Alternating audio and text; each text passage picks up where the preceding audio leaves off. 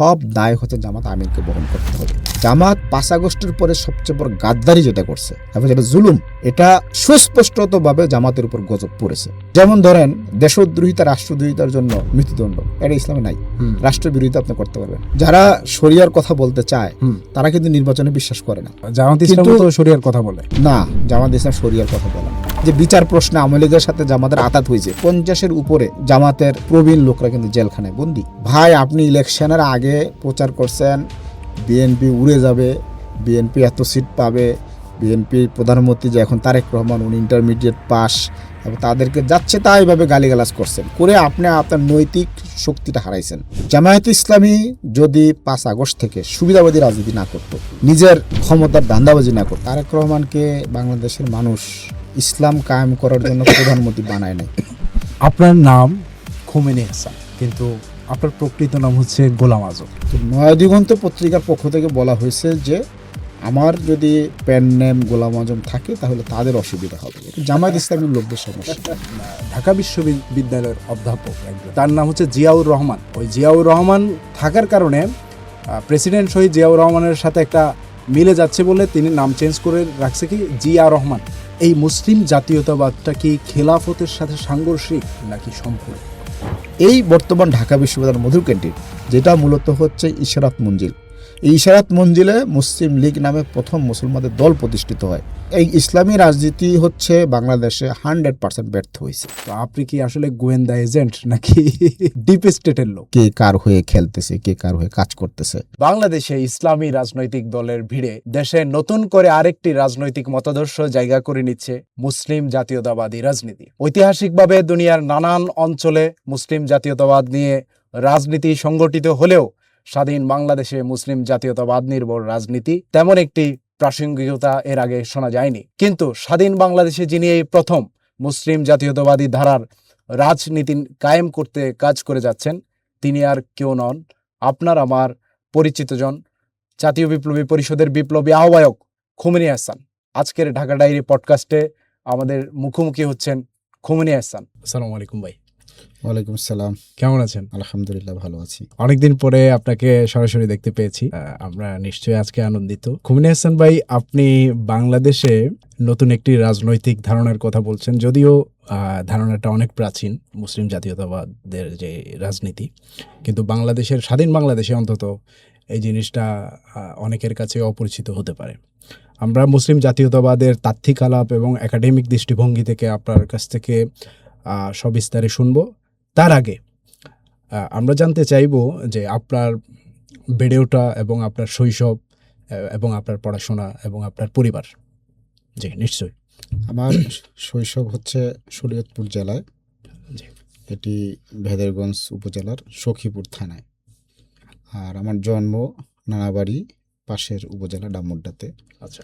আমি নানাবাড়িতে এবং দাদার বাড়িতে পড়াশোনা করি। আমার কলেজ হচ্ছে ঢাকা কলেজ, আর বিশ্ববিদ্যালয় ঢাকা বিশ্ববিদ্যালয়। কোন ডিপার্টমেন্ট থেকে পড়াশোনা করেছেন? আমি মাস কমিউনিকেশন অ্যান্ড জার্নালিজম। নিয়ে। আমি তো বিশ্ববিদ্যালয় জীবন থেকে সাংবাদিকতা করতাম। আচ্ছা। পরবর্তীতে সাংবাদিকতা করি 2018 সাল পর্যন্ত। আমি বাংলাদেশের বিভিন্ন দৈনিকে কাজ করি এবং নিজে কয়েকটি মিডিয়া এন্টারপ্রেনারশিপের সাথে ছিলাম। পরবর্তীতে বাংলাদেশের সামগ্রিক নিরাপত্তা পরিস্থিতির কারণে আমি চায়না চলে যাই আর কি। সেখানেও আমি পড়াশোনা করি। কত সালে যান? এটা 2018 সালের 5 সেপ্টেম্বর। আচ্ছা, আওয়ামী লীগের সময়? আওয়ামী লীগের সময়। আচ্ছা, ওখানে কি নিয়ে পড়াশোনা করেন? আমি ওইখানে জার্নালিজমের উপরই পড়াশোনা করছি এবং চাইনিজ কালচার। চায়নাকে তো খুব কাছ থেকে দেখেছেন। চায়নার কথাই যেহেতু বলছেন, তাহলে উইঘুরদের উপর যে আমরা যে শুনতে পাই যে বারবার যে তারা মুসলিম হওয়ার কারণে তাদের উপর নির্যাতন চালায়, এই জিনিসটা কি আসলে সঠিক নাকি কালচারালি? বিশেষ করে চায়নারা তো সংস্কৃতিকে খুব বেশি প্রাধান্য দেয়। সংস্কৃতির ক্ষেত্রে তাদের নিজস্ব যে সংস্কৃতি আছে ওইটা একদম ছাড় দেওয়ার নয়। তো আমাদের কাছে যে তথ্য উপাত্তগুলো আছে যে ওখানকার যারা উইঘুর মুসলমান, তারা চায়নার যে নিজস্ব সংস্কৃতি আছে ওগুলো বাদ দিয়ে অ্যারাবিয়ান সংস্কৃতি তারা চর্চা করে বলে এরকম কিছু ব্যাপার স্যাপার আছে। ফলে তারা যেন ওই অ্যারাবিয়ান সংস্কৃতি থেকে চীনের যেই নিজস্ব সংস্কৃতি আছে, চৈনিক কালচার, ওগুলা যেন চর্চা করে। এই জন্য তাদের উপর খড়ক বা তাদের উপর এক ধরনের না, অমানবিক নির্যাতন, এটা কি সত্য কিনা? আমি মনে করি যে এটা মানে একটা সরলীকরণ। আচ্ছা আচ্ছা। আসলে এটা চীনের গ্রাউন্ড রিয়েলিটির জায়গায় ব্যাপারটা একটু ভিন্ন রকম আর কি। হুম, হুম, প্রথম কথা হচ্ছে উইগুরদের কোনো অ্যারাবিয়ান কালচার না, উইগুরদের নিজস্ব কালচার আছে। হুম, হুম। এবং উইগুরদের যে ভাষা সেটা কিন্তু হচ্ছে তুর্কি ভাষাভুক্ত, এটা মানে অ্যারাবিয়ান কিছু না আর কি। তো এবং উইগুরদের ভাষা কিন্তু চাইনিজ সরকার স্বীকৃত, উইগুরদের কালচারও চাইনিজ সরকার স্বীকৃত। এখানে মুশকিলটা হচ্ছে অনেক গভীরে। বিশেষ করে আপনারা জানেন যে যে অঞ্চলে সিনজিয়ানের অবস্থান, সেই পাশেই কিন্তু পাকিস্তান, পাশে আফগানিস্তান। তো এরন টেররের কারণে কিন্তু এই মানে ওই সীমান্তটা একটা উত্তপ্ত সীমান্ত, এবং পাশেই কিন্তু আবার ভারতের নিয়ন্ত্রিত মানে কাশ্মীর। ওকে। ফলে মানে চায়না যে একটা বিশাল দেশ এবং তার একটা সিকিউরিটি পার্সপেক্টিভ আছে, সেই জায়গা থেকে আপনার উইগুরদের কিছু অংশ কিন্তু আবার হচ্ছে সন্ত্রাসবাদের সাথে জড়িত। সো সেই জায়গা থেকে এবং চায়নার ভিতরে কিছু সন্ত্রাসবাদী কার্যক্রম হয়েছে, সেটার কারণে স্বাভাবিকতই চাইনিজদের ভিতরে এক ধরনের মানে সিকিউরিটির পার্সপেক্টিভ থেকে কিছু মেজারমেন্ট তারা নেয়। জি। এখন সেই মেজারমেন্ট নেওয়ার ক্ষেত্রে কিছু কালচারাল গ্যাপও আছে। সেই ক্ষেত্রে পুরো বিষয়টা হচ্ছে পশ্চিমারা একদিকে একভাবে এটাকে ফ্রেমিং করছে আর কি। বিশেষ করে চায়নার দিক থেকে ছিল যে এই যে সন্ত্রাসবাদের ব্যাপারটা যদি চায়নার ভিতরে ঢুকে, তাহলে চায়নার পুরো সিকিউরিটি, ডেভেলপমেন্ট, ইকোনমি সব কিছুই তো আসলে মানে একটা নিরাপত্তা সংকটের মধ্যে ভোগে আর কি। আর এটা যদিও আমাদের মুসলমানদের মধ্যে সিকিউরিটির জায়গা থেকে সব কিছু দেখার ব্যাপারটা মানে কালচারটা নাই আর কি, ফলে আমরা অনেক সময় বিপদে পড়ি। কিন্তু আপনারা জানেন যে মুসলিম দেশগুলোতেই সন্ত্রাসবাদের উত্থান ঘটে, মুসলমানদের একের পর এক রাষ্ট্রকে তছনছ করে দেওয়া হয়েছে। বিশেষ করে স্বাধীনতা, সার্বভৌমত্ব সব কিছুই খর্ব হয়েছে। এবং যেসব মুসলিম রাষ্ট্রগুলো এই আপনার কি বলা যেতে পারে সন্ত্রাসবাদের কারণে আক্রান্ত হয়েছে, এগুলো এক একটা দেশ কিন্তু ইউরোপের মতো উন্নত ছিল। আপনার কাতারের কথা বলতে পারেন, লিবিয়ার কথা বলতে পারেন। লিবিয়ায় মানুষের যে জন্য যে নাগরিক সুবিধা ছিল সেটা তো যুক্তরাষ্ট্র নাই। এত উন্নত একটা মানে ব্যবস্থাকে কিন্তু নষ্ট করা হয়েছে। তো সেই জায়গা থেকে চায়না মানে অনেক মানে বেশি এনফোর্সমেন্ট অনেক বেশি হয়েছে আর কি। এবং এটাকে আবার পশ্চিমারাই হচ্ছে দেখাইছে যে এটা মুসলমানদের উপর নিপীড়ন করে, কিন্তু এখানে সব মুসলমানকে করে নাই। আবার সব যাদের উপরে ব্যবস্থা নেওয়া হয়েছে সবাই যে সন্ত্রাসবাদী এরকম না। কিছু কিছু ব্যাপার হয়েছে, যেমন ধরেন উইগুরদের মধ্যে যারা যুক্তরাষ্ট্রে থাকে, ইউরোপে থাকে বা বা তুর্কিতে থাকে, তো এদের দিক থেকে যখন কথা আসছে আর কি, তখন সেই জায়গা থেকে যেই নিপীড়নগুলো হয়েছে বা এদের ব্যাপারে যে কঠোরতা হয়েছে, এদের আত্মীয় স্বজন বা সেই জিনিসগুলো আবার একটু সন্ত্রাসবাদের সাথে কিন্তু আলাদা। আচ্ছা। তো এইভাবে মানে যদি সার্বিকভাবে আপনি দেখেন, তাহলে চায়নাকে আপনি মুসলমানদের বিরুদ্ধে হোস্টাইল বলতে পারবেন না, আবার চায়নাকে আপনি মানে টেরোরিজম প্রশ্নে একটা সহনশীল রাষ্ট্র বলতে পারবেন না। বিশেষ করে আমি এখানে একটা উদাহরণ দেব, চায়নায় কিন্তু আপনার হচ্ছে মুসলিম বলতে শুধু উইগুর না, বিশেষ করে চাইনিজ হানদের মধ্যে যে মুসলমান তাদেরকে বলে হুই মুসলমান। আপনি হুই মুসলমানদের সাথে খুব বেশি ইনসিডেন্টের খবরই পাবেন না।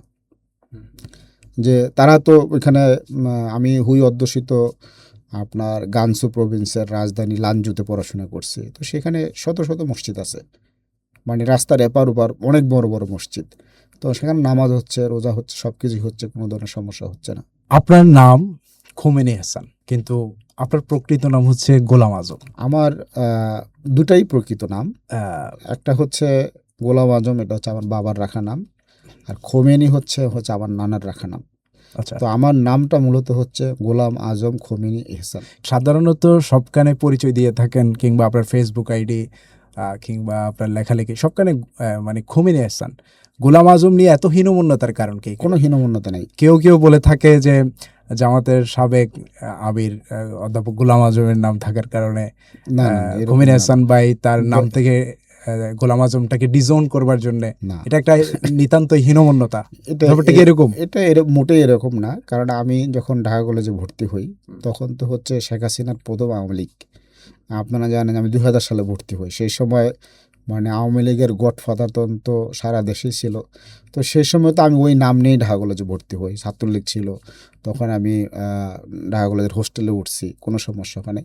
যেটা হয়েছে যে আমার খোমেনি ইসলাম পেন নেমটা হওয়াটা হয়েছে আমি আপনার যখন দৈনিক নয়া দিগন্তে চাকরি করতে যাই। আচ্ছা, নয়া দিগন্তের আমি প্রতিষ্ঠাকালীন বিশ্ববিদ্যালয় রিপোর্টার ছিলাম। তো নয়া দিগন্ত পত্রিকার পক্ষ থেকে বলা হয়েছে যে আমার যদি পেন নেম গোলাম আজম থাকে তাহলে তাদের অসুবিধা হবে, এটা জামায়াত ইসলামীর লোকদের সমস্যা। তা আমি প্রায় আপনার 16 বছর সাংবাদিকতায় খোমেনি এহসান নামে পরিচিত হয়েছি।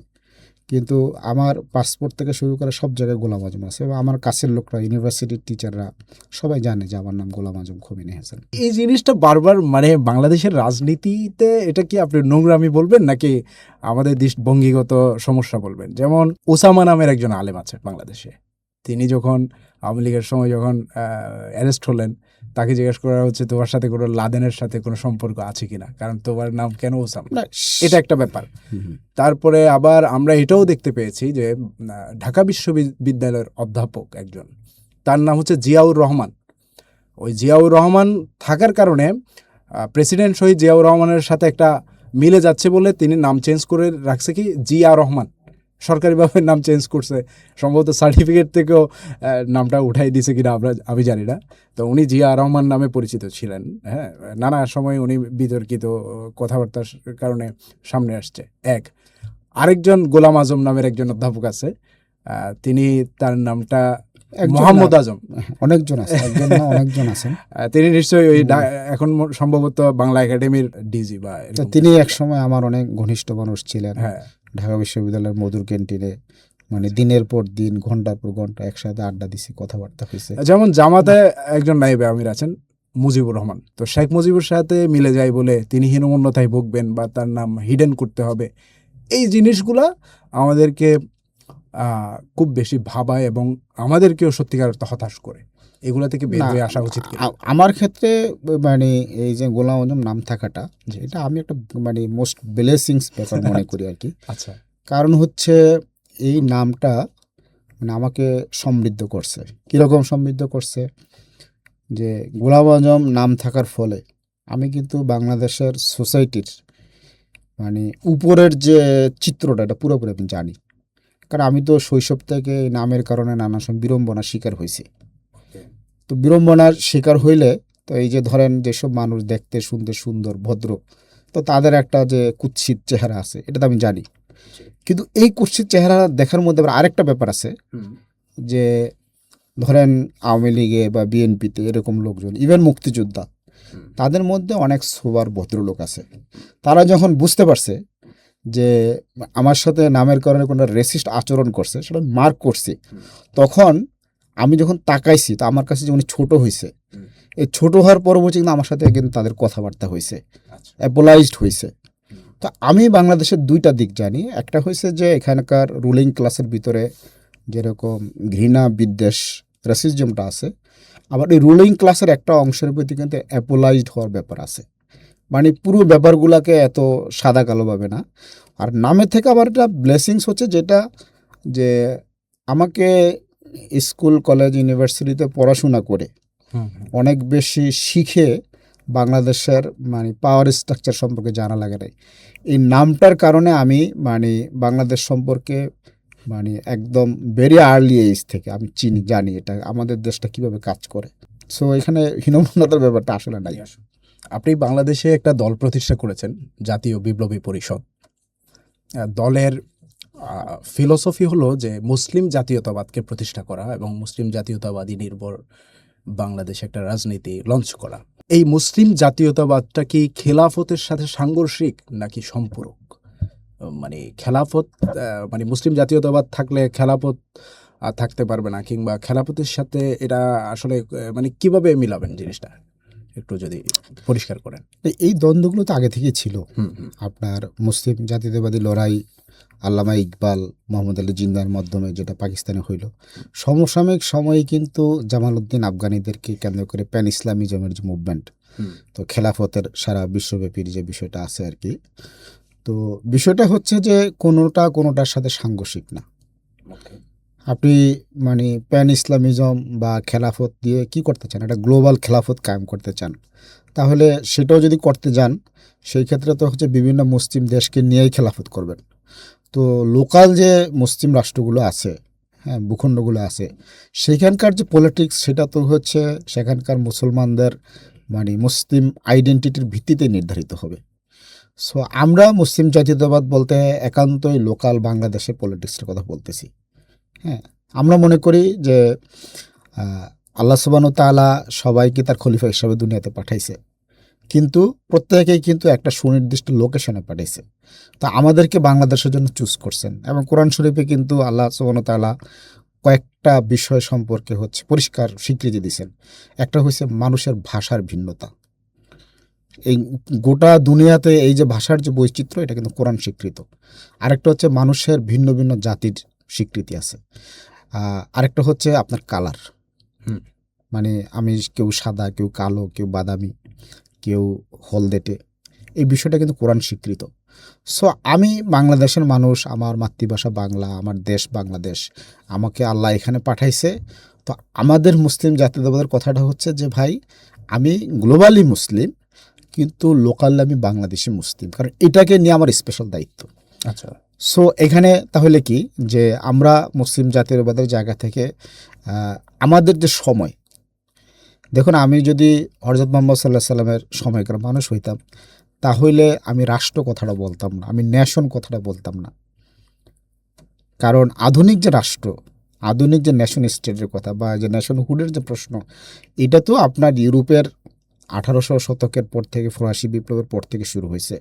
এটা পুঁজিতান্ত্রিক যে উৎপাদন সম্পর্ক দুনিয়াতে এটা বিস্তার লাভ করছে, এটা আলোকে হচ্ছে আর কি, দেশে দেশে সেম মডেল।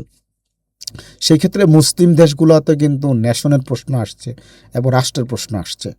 সো আমাকে এখন আইসা মানে একটা মুসলিম রিপাবলিক কথা বা একটা রাষ্ট্র গড়ার বিষয়টা আসতে হবে, এবং রাষ্ট্র তো হচ্ছে আমাদের একদম একান্ত ব্যক্তিগত জীবনের সাথে সম্পর্কিত।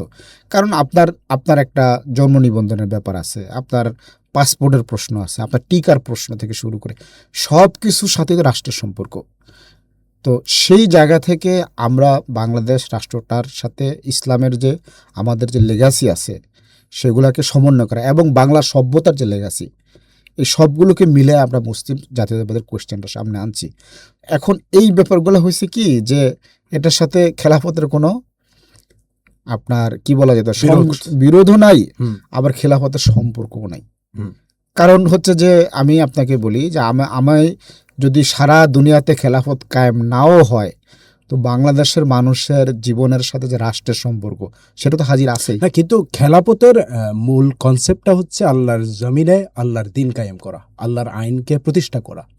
কিন্তু মুসলিম জাতীয়তাবাদীকে এই জিনিসটা আছে কিনা এক। দ্বিতীয়ত হলো বাংলাদেশের বর্তমান কনটেক্সটে আপনি মুসলিম জাতীয়তাবাদের প্রশ্নটাকে কিভাবে রিলেভেন্ট করবেন? কারণ 47-এর আগে আমাদের এখানে পার্টিশন হওয়ার আগে যে মুসলিম জাতীয়তাবাদটা কিন্তু খুব বেশি প্রাসঙ্গিক ছিল। এর কারণ কংগ্রেসের নেতৃত্বে হিন্দুদের অধিকার নিয়ে যখন রাজনীতি হচ্ছে ভারত উপমহাদেশে, তখন মুসলমানরা চিন্তা করলো আমাদেরও তো অধিকার বলে কিছু কথা আছে, আমরা মুসলমান। তখন মোহাম্মদ আলী জিন্নাহরা মুসলিম জাতীয়তাবাদের যে কনসেপশন, এটাকে পুনর্জাগরণ করছে এবং এই অঞ্চলে তারা প্রাসঙ্গিক করে একটা আলাদা ভূমি স্বাধীন রাষ্ট্রের ধারণা সামনে আনলো। তারপরে একটা পাকিস্তান সৃষ্টি হলো, মুসলিম জাতীয়তাবাদী রাজনীতির মাধ্যমে একটা স্টেটই কায়েম হয়ে গেল। তখন সেই জিনিসটা প্রাসঙ্গিক ছিল, কারণ হিন্দু এবং মুসলমান এই দুই বাইনারির মধ্য দিয়ে রাজনীতিটা দাঁড়াইছিল। কিন্তু বর্তমান বাংলাদেশে এই ধরনের কোনো বাইনারি নাই যে হিন্দু মুসলমান, বৌদ্ধ মুসলমান কিংবা খ্রিস্টান মুসলমান, এরকম তো বাইনারি নাই। সুতরাং আপনারা কিভাবে প্রাসঙ্গিক করে তুলবেন এই রাজনীতিটা? এটা খুব মজার প্রশ্ন হয়েছে আর কি। তবে আমি একটা মানে ইতিহাসের একটা উল্লেখ করার ক্ষেত্রে একটা সংশোধনী আনতে চাই। প্রথম কথা হচ্ছে যে এই মুসলিম আইডেন্টিটি পলিটিক্সটা কিন্তু শুরু আল্লামা ইকবাল বা জিন্নাকে দিয়ে না। না, এটা- আগে থেকে এটা পুনর্জাগরণ না ঘটাইছে, মানে এটা বলছেন। না, আগে থেকে শুরু হ্যাঁ। হয়েছে বলতে যখন আপনারা জানেন যে 1757 সালে এখানে আপনার পলাশির যুদ্ধ হলো। পলাশির যুদ্ধ, নিশ্চয়ই। এর 8 বছর পরে ব্রিটিশদের দখলে চলে গেল এই যে সুবে বাংলা। যাওয়ার পরে আপনার 1793 সালে যখন জমিদারি কায়েম হলো চিরস্থায়ী বন্দোবস্তের ভিতর দিয়া, তখন হইল কি যে মুসলমান সকল জায়গা জমি হারায় হিন্দুর জমিদারের প্রজা হইল। প্রথমে তো ব্রিটিশরা উপনিবেশ এখানে কায়েম করলো, নিশ্চয়ই। তারা এখানকার হিন্দুদের কাছে জমিদারি দিল। তো সেই জমিদারির অধীনে মুসলমান যখন প্রজা হয়ে গেল, এটা এক প্রকার হচ্ছে ভূমিদাসে পরিণত হওয়া।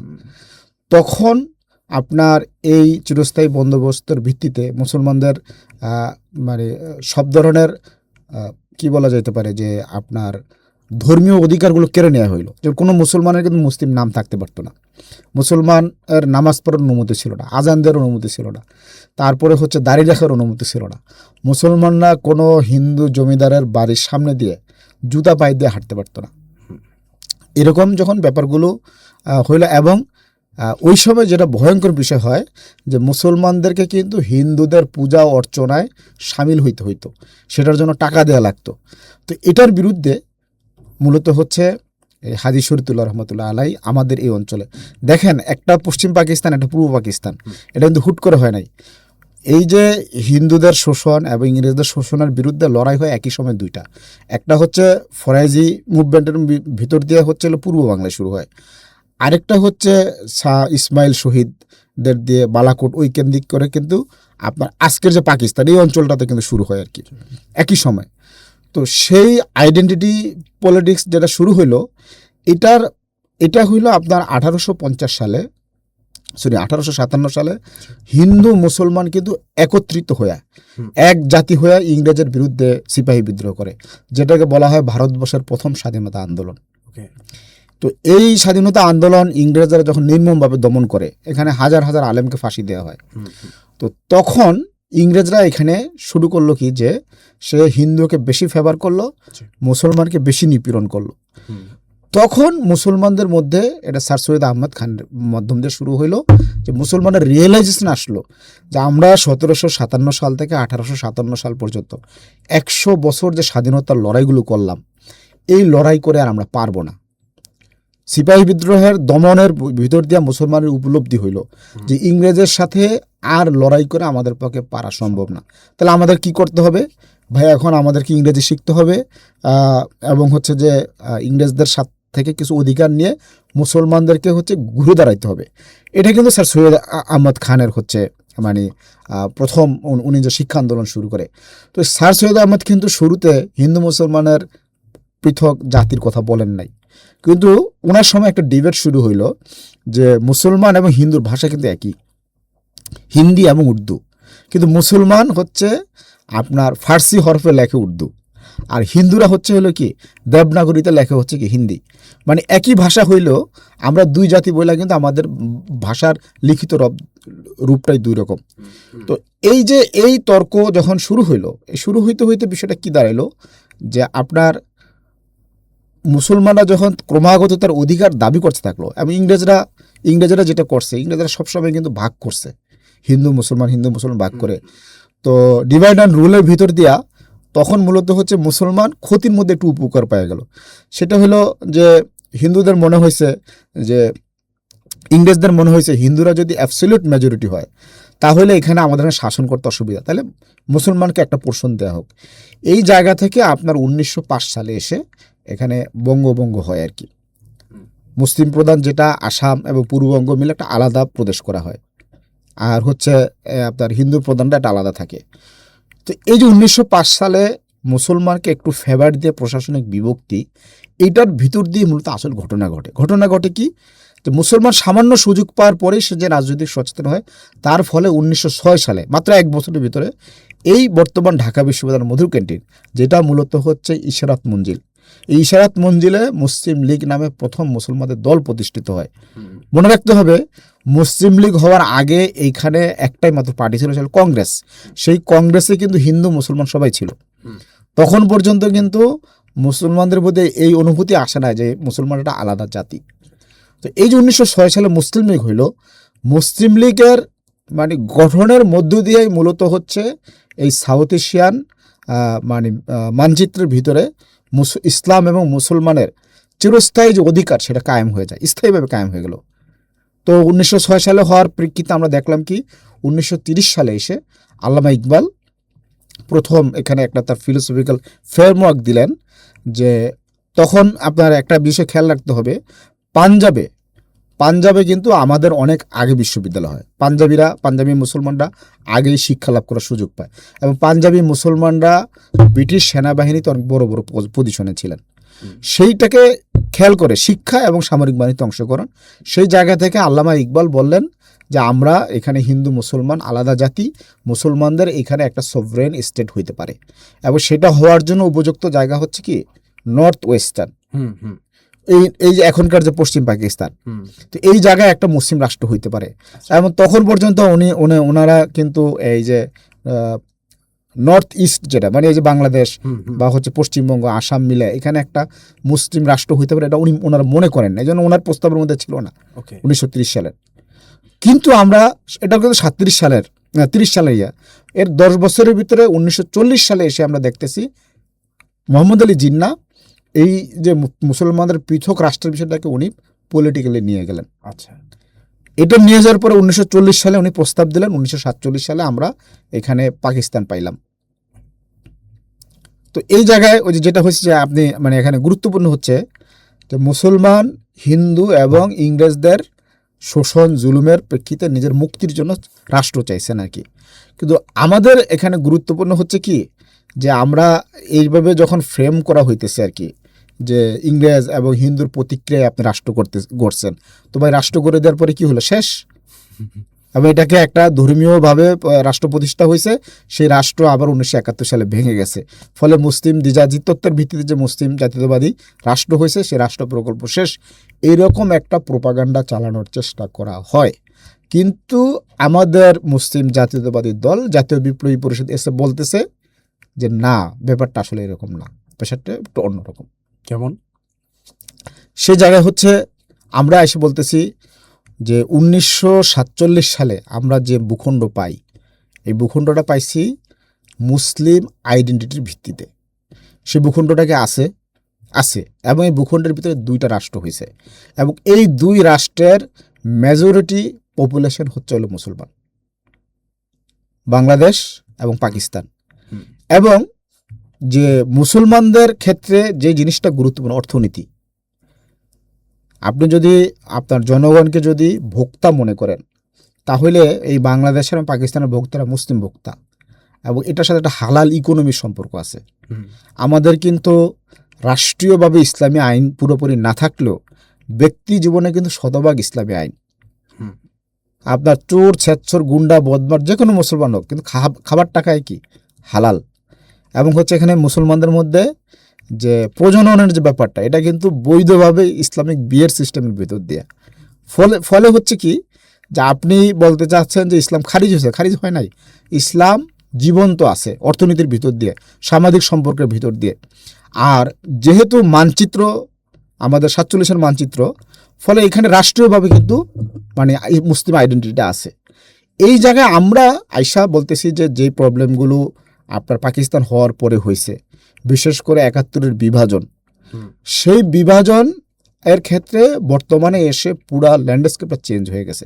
কারণ কি সাউথ এশিয়ায় একটা মুসলমানদের শত্রুরা এমন একটা রাজনৈতিক মতবাদের জায়গা থেকে পুনর্গঠিত হয়েছে, সেটা হচ্ছে হিন্দুত্ববাদ। এই হিন্দুত্ববাদ এসে বলতেছে যে পুরো দক্ষিণ এশিয়ায় হচ্ছে কি হিন্দুল্যান্ড, এখানে মুসলমানরা বহিরাগত এবং মুসলমানদের মানে কোনো মানবাধিকার তারা স্বীকার করতেছে না, নাগরিক অধিকার স্বীকার করতেছে না।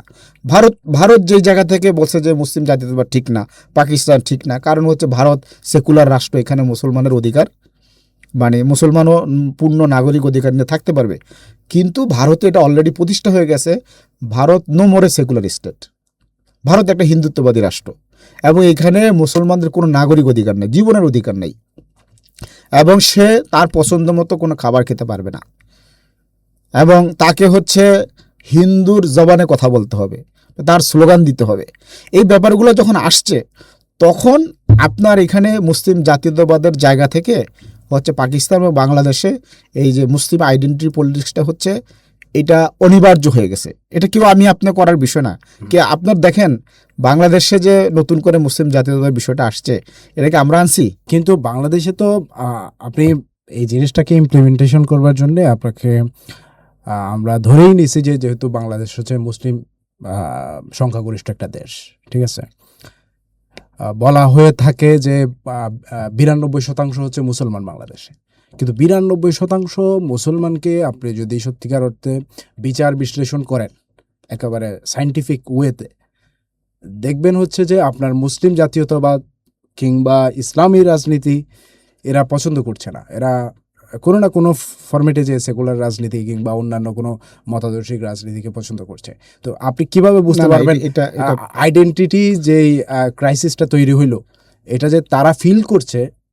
কেউ কেউ ফিল করতে পারে, কিন্তু সবাই যে করবে কিংবা বৃহত্তর একটা অংশ যে করছে, এটা কিভাবে বুঝতে পারলেন? এটা আমি মনে আপনার এই অবজারভেশনের সাথে আমি সম্পূর্ণ দ্বিমত করি আর কি। আচ্ছা, কারণ আপনারা দেখছেন যে গত 17 বছর যখন আওয়ামী ফেসিবাদের নির্যাতন নিপীড়ন হয়েছে, তখন আমাদের জনগণের পাশে বিশেষ করে ধরেন বিএনপি সহ কোনো রাজনীতি কেউ দাঁড়াইতে পারে নাই, কেউ আসে নাই। জনগণের ধর্মীয় জায়গা থেকে বারবার আক্রান্ত হয়েছে, মসজিদে হামলা হয়েছে এবং হচ্ছে দাঁড়িয়ে রাখার জন্য মানুষ আক্রান্ত হয়েছে, নামাজ পড়ার জন্য আক্রান্ত হয়েছে। যদিও এখন হচ্ছে কেউ কেউ এটা বৃথা চেষ্টা করে আর কি, হাস্যকর আর কি, যে এরকম কিছু হয় নাই। কিন্তু আপনারা দেখছেন যে একদম ইসলামিক সিম্বল ধরে কি পরিমাণ নিপীড়ন হয়েছে। আপনার বেশ কয়েকটা তো মেসাকারি হয়েছে। আপনি যখন হেফাজতের উপর আক্রমণ করতেছেন, তখন কে হেফাজত কেমনে চিহ্নিত করতেছেন? এটা ইসলামিক সিম্বল দ্বারা চিহ্নিত করতেছেন। কার মাথায় টুপি আছে, কার গায়ে পাঞ্জাবি আছে, ইভেন জামাত শিবিরের ক্ষেত্রেও একটু দেখছেন কি কার দাড়ি আছে, হ্যাঁ, কেউ একটু টাকনুর উপরে কাপড় পরতেছে। এইভাবে একটা রেসিস্ট মানে সিম্বলের ভিত্তিতে কিন্তু আপনি মুসলমানকে চিহ্নিত করছেন, নিপীড়ন করছেন। এবং এইখানে আপনার যে আওয়ামী ফেসিবাদ ছিল এটা ছিল হিন্দুত্ববাদী ভারতের এজেন্সির হিসাবেই তো তারা এখানে কাজ করছে। তো সেই সময় কিন্তু আমরা কোনো বিকল্প কোনো রাজনীতি পাই নাই। মানে মুসলমান যখন ধর্মের ভিত্তিতে নিপীড়িত হইতেছে, তার আইডেন্টিটির ভিত্তিতে নিপীড়িত হইতেছে, তাকে কিন্তু আপনার কোনো সেকুলার জায়গা থেকে সেভ করার ছিল না এখানে রাজনীতিটা। তখন আপনার এই যে ঢাকা বিশ্ববিদ্যালয় যেটাকে কেন্দ্র করে আপনার আজকে জুলাই বিপ্লব হইল, তো জুলাই বিপ্লবীরা তো সম্পূর্ণ ইসলামকেই সিম্বলাইজ করে তারা রাজনীতি আসছে। তারা নারায়ে তাকবীর আল্লাহু আকবার স্লোগান দিছে। শহীদ আবরার ফাহাদ যখন শাহাদাত বরণ করে, সেখানে গায়েবানা জানাজা হয়েছে।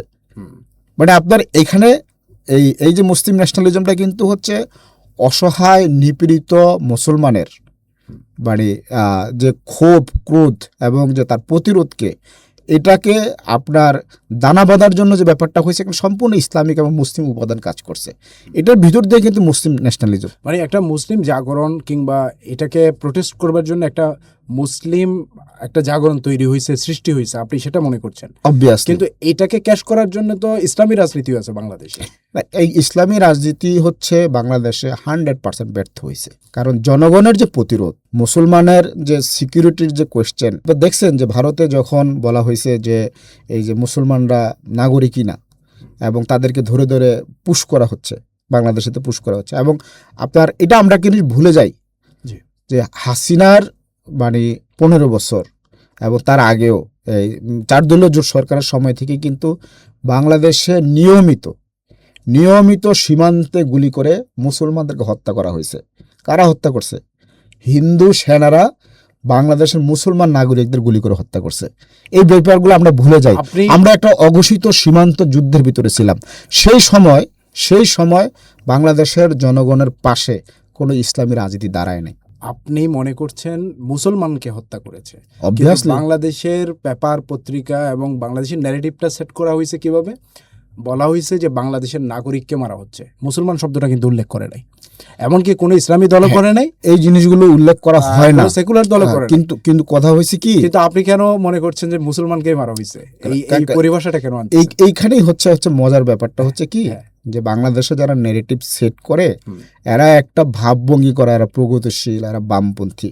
কিন্তু আপনি যখন কোনো কিছুকে মার্কসির জায়গা থেকে দেখবেন, অবজেক্টিভিটি কি, গ্রাউন্ড রিয়েলিটি কি, গুলি যে করছে সে হিন্দু, যার উপর গুলি করা হয়েছে সে মুসলমান। আপনি এটা নেগেটিভ না তৈরি করলেন, না উল্লেখ করলেন, মিডিয়াতে কি আসে যায়? রিয়েলিটি বদলা যায়? এটা আমাদেরকে বুঝতে হবে যে বাংলাদেশের সবার জন্য একটা মেসেজ, মিডিয়ায় কোনো কিছু হাইড করলে বা কোনো কিছু লিখলে কিছু যায় আসে না, আপনি গ্রাউন্ড রিয়েলিটি চেঞ্জ করতে পারবেন না। ওকে, এবং এই গ্রাউন্ড রিয়েলিটি আমাদের ঐতিহাসিকভাবে সেট করা। বাংলাদেশের মানুষ হচ্ছে হাজার হাজার বছর ধরে, এমনকি যখন হিন্দু রাজারা ছিল, যখন বৌদ্ধ রাজারা ছিল, তখনও দিল্লির বিরুদ্ধে বাংলাদেশের মানুষ লড়াই করছে। তা আপনি আসেন না, আজকে বাংলাদেশের পত্রিকা দিয়া নিউজ করে উল্টায় দেন আমাদের 5,000 বছরের ইতিহাস, পারবেন? সো এই ধরনের বৃথা ফ্রেমিং করে বলেই তো হইলো বারবার তাদের পতন হয়েছে। তো আমার বক্তব্য হচ্ছে এটাই। এখন আপনি যদি বলেন যে তাহলে ঠিক আছে, যে মুসলিম জাতীয়তাবাদটা কেন হইল? মুসলিম জাতীয়তাবাদের প্রশ্নটা বাংলাদেশে নতুন করে আসছে যেহেতু 1/11 ভিতর দিয়ে আমাদের 1971 সালে আমরা যে রাষ্ট্রটা কায়েম করছি, 47-এর রাষ্ট্র 71 সালে এসে 2 ভাগ হয়ে গেছে। এর মধ্যে 71 কেন গুরুত্বপূর্ণ? সেই সময় ভারত আমাদের সহযোগিতা করছে, কিন্তু সহযোগিতা করে কিন্তু আমাদের দেশটা নিয়ে যেতে পারে নাই। আমাদের 47-এর মানচিত্রের যে স্বাধীনতা সেটা অক্ষুণ্ণ আছে, আমরা একটা আলাদা রাষ্ট্রই আছি। এবং দেখেন যে 1971 সালে আবার বাঙালি জাতীয়তাবাদ ফয়সালা হয়ে গেছে। আপনি 71 সালে তো বাঙালি জাতীয়তাবাদ বিজয় হয় নাই। কেন বিজয় হয় নাই? কারণ বাঙালি জাতীয়তাবাদ বললে পশ্চিমবঙ্গ আপনার বাংলাদেশের সাথে থাকতে হবে, আসাম থাকতে হবে। কারণ এটা না থাকার কারণ কি? কারণ আপনি এই যে মুসলিম ল্যান্ডটুকুকেই বাংলাদেশ দিচ্ছেন, যেটুকু হিন্দু সংখ্যাগরিষ্ঠ সেটুকু দিচ্ছেন না। তারপরে কি হলো? তারপরে 71-এ আইসা কিন্তু সে 47-এর বন্দোবস্ত যেটা সেটা ঠিক থাকলো, কিন্তু 71-এ আমরা এই যে একটা ফলস ন্যারেটিভ তৈরি করলাম, ফ্রেমিং তৈরি করলাম, বাঙালি জাতীয়তাবাদী রাষ্ট্র প্রকল্প বললাম, সেটাকে শেখ মুজিব তো ফেসিবাদ দিয়া সেটাকে শুরুতে শেষ করে দিয়েছে। কিন্তু শহীদ জিয়াউর রহমান অ্যাজ এ রাষ্ট্রনায়ক হিসাবে এই রাষ্ট্রটাকে কিন্তু গড়ার চেষ্টা করছেন। মুসলিম সংখ্যাগরিষ্ঠ দেশ হিসাবে এটাকে গড়ার যে চেষ্টা হয়, সংবিধানে বিসমিল্লাহ যোগ করা এবং আপনার সংবিধানের মূলনীতির মধ্যে ধর্মনিরপেক্ষতাকে মুছে ফেলে আল্লাহর উপর আস্থা ও বিশ্বাসকে প্রতিস্থাপন করে এই যে একটা যে রাষ্ট্র প্রকল্প দাঁড় করেন, সেই রাষ্ট্র প্রকল্প 1/11-এর ভিতর দিয়ে খর্ব হয়ে গেল। এখানে আমরা আমাদের আইন থেকে শুরু করে আমাদের সব কিছুই কী হলো, আমাদের সংবিধান সব কাটাছাড়া হয়ে এখানে নতুন করে ফেসিবাদ আসলো। এটা কিন্তু 1/11 ঘটে যাওয়ার পরে আসছে। তো এই যে 1/11-এর ভিতর দিয়ে যখন আমরা আমাদের রাষ্ট্র ব্যাহত হয়ে গেল, আমাদের দেখছেন যে আপনার এখানে আজকে খালেদা জিয়া মারা গেলেন। তো তিনি মারা গেলেন, এখন আমরা বলতেছি তিনি শহীদ হয়েছেন। কারণ তার আগে বেশ কয়েক বছর তিনি নিপীড়নের শিকার হয়েছেন। ইভেন জামায়াত ইসলামী যারা ন্যাশনাল লিডার ছিলেন তাদের যে ফাঁসি হইল, সালাউদ্দিন কাদের চৌধুরী বিএনপির নেতা, তার যে ফাঁসি হইল, এবং বিএনপির আরও অনেক বড় বড় নেতা যারা কিন্তু নির্যাতন নিপীড়নের ভিতর দিয়ে মারা গেছেন, এম কে আনোয়ারের কথা বলেন, মওদুদ আহমেদের কথা বলেন, ইভেন খালেদা জিয়ার ছোট ছেলে আরাফাত রহমান কোকো, তারা কিন্তু প্রত্যেকেই এখানে নির্যাতন নিপীড়ন এর ভিতর দিয়ে কিন্তু মৃত্যুবরণ করছে। তো এই যে আমরা একটা আমাদের রাষ্ট্রের ভিতরে সংখ্যাগরিষ্ঠ মানুষের রাজনীতি যারা প্রতিনিধিত্ব করে, ইসলাম মুসলমানকে যারা প্রতিনিধিত্ব করে, শাপলা চত্বরের বিষয় দেখছেন, এবং 28 অক্টোবরে মাওলানা সাঈদীর রায়কে কেন্দ্র করে সারা দেশে যে একটা মেসাকর দেখলাম। বিশেষ করে আমরা 1/11-এর এই বন্দোবস্তের ফলে দেখতে পাইলাম আমার দেশের সেনাবাহিনীর 57 জন অফিসারকে আমার দেশের রাজধানীতে নির্মমভাবে হত্যা করা হয়েছে।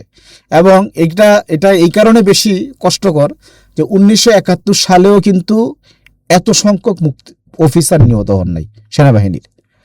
তা আমরা একদম দেখতে পাইলাম কি 1/11-কে কেন্দ্র করে পরবর্তীতে রাষ্ট্র যে ব্যাপারটা জনগণের নিরাপত্তার জায়গা থেকে, সভরেন্টির জায়গা থেকে, সে ব্যাপারগুলো নাই। বাংলাদেশের মানুষ এই যে এখনকার যে স্বরাষ্ট্রমন্ত্রী, তিনি ঢাকায় গুম হইলেন, তাকে পাওয়া গেল মেঘালয়। এইভাবে যখন ব্যাপারগুলো আসলো, তখন আমি মনে করি যে বাংলাদেশের মানুষের মধ্যে নতুন করে তার আইডেন্টিটির জায়গা থেকে রাষ্ট্রের প্রয়োজনীয়তা আর যেই রাজনৈতিক বোধটা তৈরি হলো, এটা মূলত মুসলিম জাতীয়তাবাদের আমরা একটা নতুন পর্ব মনে করতেছি, এবং যেটার মাহেন্দ্রক্ষণ জুলাই বিপ্লব। খনি ভাই, আপনি ফেসবুকে মাঝে মধ্যে লেখালেখিতে এমন কিছু ইনফরমেশন দিয়ে থাকেন, এমন কিছু তথ্য উপাত্ত আমাদের সাথে শেয়ার করেন সবার সাথে। তথ্য উপাত্তগুলো অ্যানালাইসিস করলে বোঝা যায় যে এগুলো নিশ্চয়ই কোনো সরকারের সিক্রেট এজেন্সি থেকে আসা বা গোয়েন্দা সংস্থা থেকে আসা তো আপনি কি আসলে গোয়েন্দা এজেন্ট নাকি হচ্ছে ডিপ স্টেটের লোক, কোনটা? এই ক্ষেত্রে আমি একটু মানে পরিষ্কার একটা বিষয় বলি আর কি। সেটা হচ্ছে যে আমি যেহেতু জার্নালিজমের ছাত্র, জি। তো আমাদের একটা তত্ত্ব পড়ানো হয়েছিল যে মিডিয়াম ইজ দি মেসেজ। তো আমি যেহেতু একদম ভেরি আর্লি এই যে সাংবাদিকতা করছি, এবং আমার সাথেকার যারা সহকর্মী এখন সবাই বাংলাদেশের মিডিয়াতে আপনার সিনিয়র পোস্টে আছেন, বিশেষ করে মিডিয়া গেট কিপিংয়ের দায়িত্বে আছেন। তো আমি মানে যেই সময় হচ্ছে মানুষকে চিনি, জি। সেই মানুষগুলোই তো এখন বিভিন্ন জায়গায় আসছে।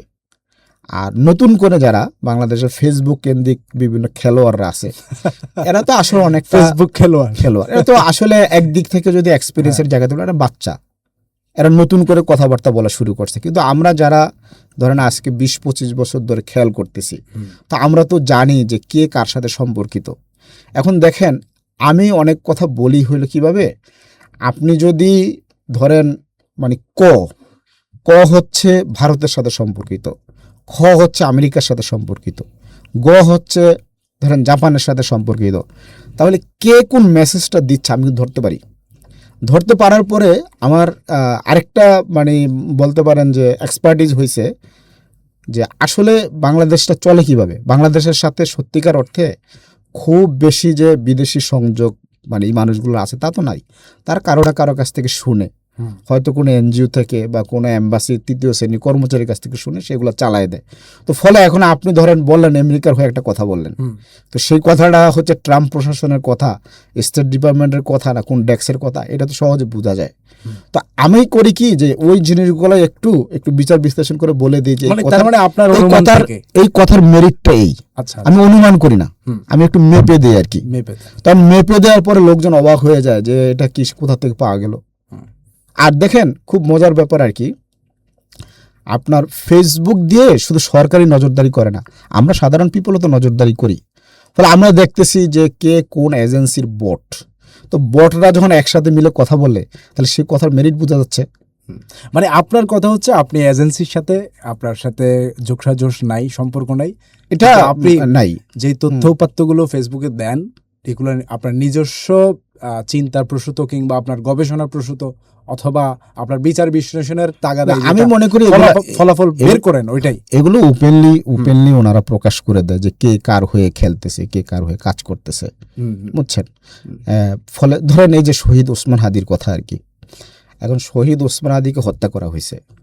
ওসমান হাদিকে কে হত্যা করলো, এ হত্যার সাথে কোন গ্রুপ জড়িত, এগুলো আপনার যারা করছে তারা নিজেরাই তো প্রকাশ করতেছে। ওকে, তারা নিজেরাই বলে দিচ্ছে না। ধরেন এখন মানে শহীদ ওসমান হাদির খুনিকে কলকাতায় ধরা হয়েছে, আমরা সবাই জানতেছি। এখন আমরা দেখছি যে তাকে এর আগে মেঘালয়ে ধরা হয়েছে, আমরা তাকে ফেরত পাই নাই, তাকে তো এক্সট্রাডিট করা হয় নাই, করা হয়েছে। যেহেতু করা হয় না, তাহলে সে আসুক, তার বিচার হোক, কি হোক, আমরা দেখানোর অপেক্ষা করতেছি। এই সময় যদি আয়সা কোনো একটা গ্রুপ বলতেছে হ্যাঁ এই যে এটা ঘটনাটা প্রকাশ করা হলো, তাহলে সবাই উচ্ছ্বসিত হইল না কেন? তখন মনে হয় যে তাহলে এই যে একটা জনগণের কাছ থেকে জোর করে একটা উচ্ছ্বাস বের করার ব্যাপার, তাহলে এর ভিতর কিন্তু আছে, এটার জন্য তো গবেষণা করার প্রয়োজন নাই। তো এইভাবে হচ্ছে মানুষ নিজেদেরকে পরিচয় করায় দেয় বাংলাদেশে। আপনি হাদির কথা যেহেতু বললেন, শহীদ হাদি ভাই, ওনার মানে খুনি হিসেবে বারবার সামনে আনা হচ্ছে ফয়সালকে, মানে শুটার ফয়সাল। তো সে তো শুটার, সে তো আসলে খুনি না। খুনি তো নেপথ্যে আরো কেউ থাকতে পারে। তো তারা কি ধরাছোঁয়ার বাইরে থেকে যাবে কেবল তাকে বলি বানিয়ে? আপনার কাছে কি মনে হয়? দেখেন, মানে বাংলাদেশের ইতিহাসে 1971 এবং তার পরবর্তী সময়টা অনেক গুরুত্বপূর্ণ। আপনার 71-এর 16ই ডিসেম্বর থেকে 75 সাল পর্যন্ত খুব বেশি কিন্তু দূর না। তো কেউ মনে করে নাই আজকে সকালে যে কু করছে, যার হাতে প্রচুর ক্ষমতা, কালকে পর্যন্ত সে ভাবতে পারে নাই যে তার উপর একটা ন্যাচারাল জাজমেন্ট হইতে পারে, পানিশমেন্ট হইতে পারে। আচ্ছা, তো আমি বিশ্বাস করি আল্লাহর রহমতে এই বাংলাদেশে সেই পলাশির যুদ্ধ থেকে শুরু করে আজ পর্যন্ত যারা বাংলাদেশের জনগণ এবং বাংলাদেশের স্বাধীনতা সার্বভৌমত্ব বিরোধী চক্রান্ত করছে এবং অসহায় মজদুম মানুষকে কষ্ট দিছে, তাদেরকে যদি কেউ বিচার না করতে পারে তারা পরস্পরের দ্বারা কিন্তু নিহত হয়। এটা প্রচুর রেকর্ড বাংলাদেশে আছে। তো সেই জায়গা থেকে মানে শহীদ ওসমান হাদিকে হত্যা করার যদি বিচারের কথা আসে, তো বিচার করতে গেলে হচ্ছে অবশ্যই শুটার তো বিচারের আওতায় আসবে, কিন্তু এখানে তো এই বিচারের সাথে আপনার এই খুনিদেরকে জামিনে বের করা থেকে শুরু করে আর সব মানুষের বিষয় আসবে, সবার ফোন রেকর্ড করার প্রশ্ন আসবে, সবার তৎপরতার কথা আসবে, এবং এই শহীদ হাদিকে হত্যা করার পরে কারা উল্লাস করছে, কারা আজও শহীদ ওসমান হাদিকে হচ্ছে হেয় করতে চায়, এই সবাইকে তো বিচারের আওতায় আনতে হবে। তো সেই জায়গা থেকে হচ্ছে যদি কেউ না আনে সমস্যা নাই, আমরা তো বলছি আমরা ন্যাচারাল পানিশমেন্টে বিশ্বাস করি, আর অবশ্যই ইনশাল্লাহ বাংলাদেশের জনগণের মানে সে বিচার করার সামর্থ্য তৈরি হবে। বর্তমানে পৃথিবীতে আলোচিত ঘটনা, ইরানকে মুহুর্মুহু হামলা করছে ইসরায়েল এবং আমেরিকা। আপনার কাছে কি মনে হয়, ইরান কি ধ্বংস হয়ে যাবে নাকি আমেরিকা বরঞ্চ তারা পরাজিত হতে পারে? আপনি ইরান আমেরিকা নিয়ে কি বিশ্লেষণ করবেন? এখানে আপনার মানে আমরা যদি দেখি আর কি, এটার মানে দুইটা দিক আছে আর কি। এই যে ইরানের উপর যে এখন যে আগ্রাসনটা চলতেছে আর কি, একটা হয়েছে যে মুসলমানদেরকে একটা সমন্বিত পরিকল্পনার মাধ্যমে একটু একটু একটু করে শেষ করে দেওয়া। ওকে, এটা মানে আপনার দেখছেন যে প্রথমে এই লড়াইটা আসছে, প্রথমে আফগানিস্তানে হামলা হইলো, তারপর ইরাকে হামলা হইলো, তারপরে লিবিয়াতে আসলো, সিরিয়ায় আসলো, আর প্যালেস্তাইনের উপর তো হচ্ছেই, এবং হইতে হইতে এখন লাস্ট আসছে হলে কি ইরানে। বলা হচ্ছে যে ইরানের পরে তুরস্ক, আলী খামনির পরে এরদোগান। তো এগুলোর পরে কি হবে, হয়তো পাকিস্তানের প্রশ্ন আসবে, ইন্দোনেশিয়ার প্রশ্ন আসবে, মালয়েশিয়ার প্রশ্ন আসবে, এবং বাংলাদেশ আসবে। সৌদি আরবের কথা কিন্তু বলা হয়, কারণ এখানে যে গ্রেটার ইসরায়েল বলা হইতেছে, গ্রেটার ইসরায়েলের মধ্যে কিন্তু সৌদি আরব সহকারে অনেকগুলা আরব দেশের কিন্তু হচ্ছে ভূমি রয়েছে, মানচিত্রের অন্তর্ভুক্ত। তো এইভাবে একটা চেষ্টা চলতেছে, এটা একটা দিক আর কি। ফলে ইরানে এই যে হামলাটা, এটা মানে কোনো হঠাৎ করেও না, এবং এটা অবাক করার ব্যাপার না, আমরা সবাই জানতাম হবে, হইতেছে আর কি। এখানে বিষয় হয়েছে যে আবার ইরান এটা জানতো, ইরানের প্রিপারেশন ছিল, এবং ইরান লড়াই করতেছে। এখন দেখেন যে লড়াইয়ের ক্ষেত্রে আমরা যদি ফিলিস্তিনকে দেখি, ফিলিস্তিন তো আজকে 8 দশক ধরে লড়তেছে। সো এটা, এবং ফিলিস্তিন কোনো রাষ্ট্র না, ফিলিস্তিনের মানে সে অর্থে কোনো ক্যাপাসিটি নাই, কিন্তু ইরানের আছে। সেই জায়গায় আমরা মনে করি যে ইরান ভালো মতো লড়তে পারবে, এটা একটা দিক। দ্বিতীয় দিকটি হলো এখানে আমেরিকার নেতৃত্বে যেটা লড়াইটা হচ্ছে, এটা ওল্ড ওয়ার্ল্ড অর্ডারের লোকেরা। তো এখানে গুরুত্বপূর্ণ হচ্ছে ইরান কিন্তু ব্রিক্সের সদস্য। ব্রিক্স মানে হচ্ছে চায়নার নেতৃত্বে যে নতুন ব্রাজিল সহ রাশিয়া আছে, ইন্ডিয়া আছে। তো এই ব্রিক্সের সাথে যেটা নতুন ওয়ার্ল্ড অর্ডারের লোকরা, সেখানে আপনার কিছু বিষয় হয়েছে যে আপনার কৌশলগত কারণে ইরানকে হয়তো সরাসরি চায়না বা রাশিয়ার সহযোগিতা করবে না, ওকে, সরাসরি না, কিন্তু আরও নানান মাধ্যমে তো সহযোগিতার ব্যাপার আছে, এবং সেই সহযোগিতা আছে বলে তো ইরান আজকে টিকে আছে। ইরানের বিরুদ্ধে আজকে প্রায় 4 দশকের বেশি সময় ধরে কিন্তু অবরোধ আরোপ করা আছে। তো সে জায়গায় ইরান টিকে থাকা, ইরানের তেল বিক্রি, এসব বিষয় নিয়ে আর কি। আমার জায়গা থেকে আমি যেটা দেখতেছি যে ইরানের এই আগ্রাসনের ভিতর দিয়ে যেটা আমাদের মুসলমানদের জন্য আশাবাদের ব্যাপার আর কি, সেটা হচ্ছে প্রথম কথা হলো নিউ ওয়ার্ল্ড অর্ডারের একটা সম্ভাবনাটা তৈরি হয়েছে, এবং সেই নিউ ওয়ার্ল্ড অর্ডারে মুসলমানরা, আপনি আমাকে একটা প্রশ্ন করছিলেন মুসলিম উম্মার প্রশ্নে আর কি। তো আমি আসলে জিনিসগুলোকে এত রিলিজিয়াসলি দেখি না। আমার কাছে মনে হয়েছে যে এই ইরান যুদ্ধের ভিতর দিয়ে মুসলমানরা আরও বেশি কাছাকাছি আসবে, এবং গ্লোবালি একটা মুসলিম ইউনিয়ন বা মুসলিম ব্লকের সম্ভাবনা তৈরি হয়েছে আর কি। আচ্ছা আচ্ছা আচ্ছা। এবং সেই ক্ষেত্রে ইনশাল্লাহ আমার বিশ্বাস আর কি যে মুসলমানদেরকে যারা আজকে কষ্ট দিচ্ছে, এরা এরা অবশ্যই অনেক বেশি কোণঠাসা হয়ে যাবে আর কি। মুস্তাফা খামেনির ব্যাপারটা নিয়ে আমেরিকা খুবই চিন্তিত। ডোনাল্ড ট্রাম্প বলতেছে যে ইরান যাকে সর্বোচ্চ ধর্মীয় নেতা বানাইছে এটা তো হইতে পারে না, এটা আমি ঠিক করে দেব, এই ধরনের অপ্রাসঙ্গিক, যেগুলো আসলে যুক্তি নির্ভর কথাবার্তা না আর কি। এই যে খবরদারির ব্যাপারটা আমেরিকার, আর বিশেষ করে ইরানের মানে খামেনির যে ছেলে মুস্তাফা খামেনি যে আসলেন, ওনার সাথে আইআরজিসির একটা নিবিড় সম্পর্ক আছে। উনিও আইআরজিসিতে সাবেক সদস্য ছিলেন এবং আইআরজিসির সাথে ভালো একটা নিবিড় সম্পর্ক। ফলে ইরান কি নতুন করে আরও শক্তিমত্তা অর্জন করতে গেল, নাকি বরঞ্চ আরো দুর্বল রাষ্ট্রে পরিণত হবে? এইখানে ধরেন মুস্তাফা খামেনির যে আপনার কি বলে রাহাবার হওয়ার বিষয়টি, যেটি হচ্ছে যে আসলে মুস্তাফা খামেনিকেও তো হত্যা করা হবে, মানে সেরকম একটা পরিকল্পনা অবশ্যই তারা আজকেই সেটা বলছে। হ্যাঁ, যে মানে তাকেও হত্যা করা হবে। আমার ধারণা এই বিষয়টাকে মাথায় রেখেই হচ্ছে মানে ইরান তাকে নির্বাচিত করছে। বিশেষ করে অলরেডি তার বাবা শাহাদাত বরণ করলো, তার মা শাহাদাত বরণ করছে, তার স্ত্রী, তার বোনের হাজব্যান্ড, তার নিজের কন্যা। তো এখন আপনার শাহাদাতের মধ্যে যে তাহলে ওনাকে নির্বাচিত করার ভিতর দিয়ে একজন শহীদকে আবার নির্বাচিত করা হইলো, আমরা বলতে পারি আর কি, যেটা জীবন্ত শহীদ হিসেবে আমরা দেখি এবং টার্গেটেড। এবং এখানে ট্রাম্পের জায়গা থেকে যে বলা হয়েছে আর কি, এটা মূলত হইলো যে তাকে হত্যা করবে সেই পরিকল্পনার কথাটাই তারা এখানে ব্যক্ত করছে আর কি। তো বিষয় হয়েছে যে আসলে দুনিয়াতে কাউকে হত্যা করার বিষয়টার চেয়ে বেশি হাস্যকর কোনো জিনিস নাই। কারণ কি?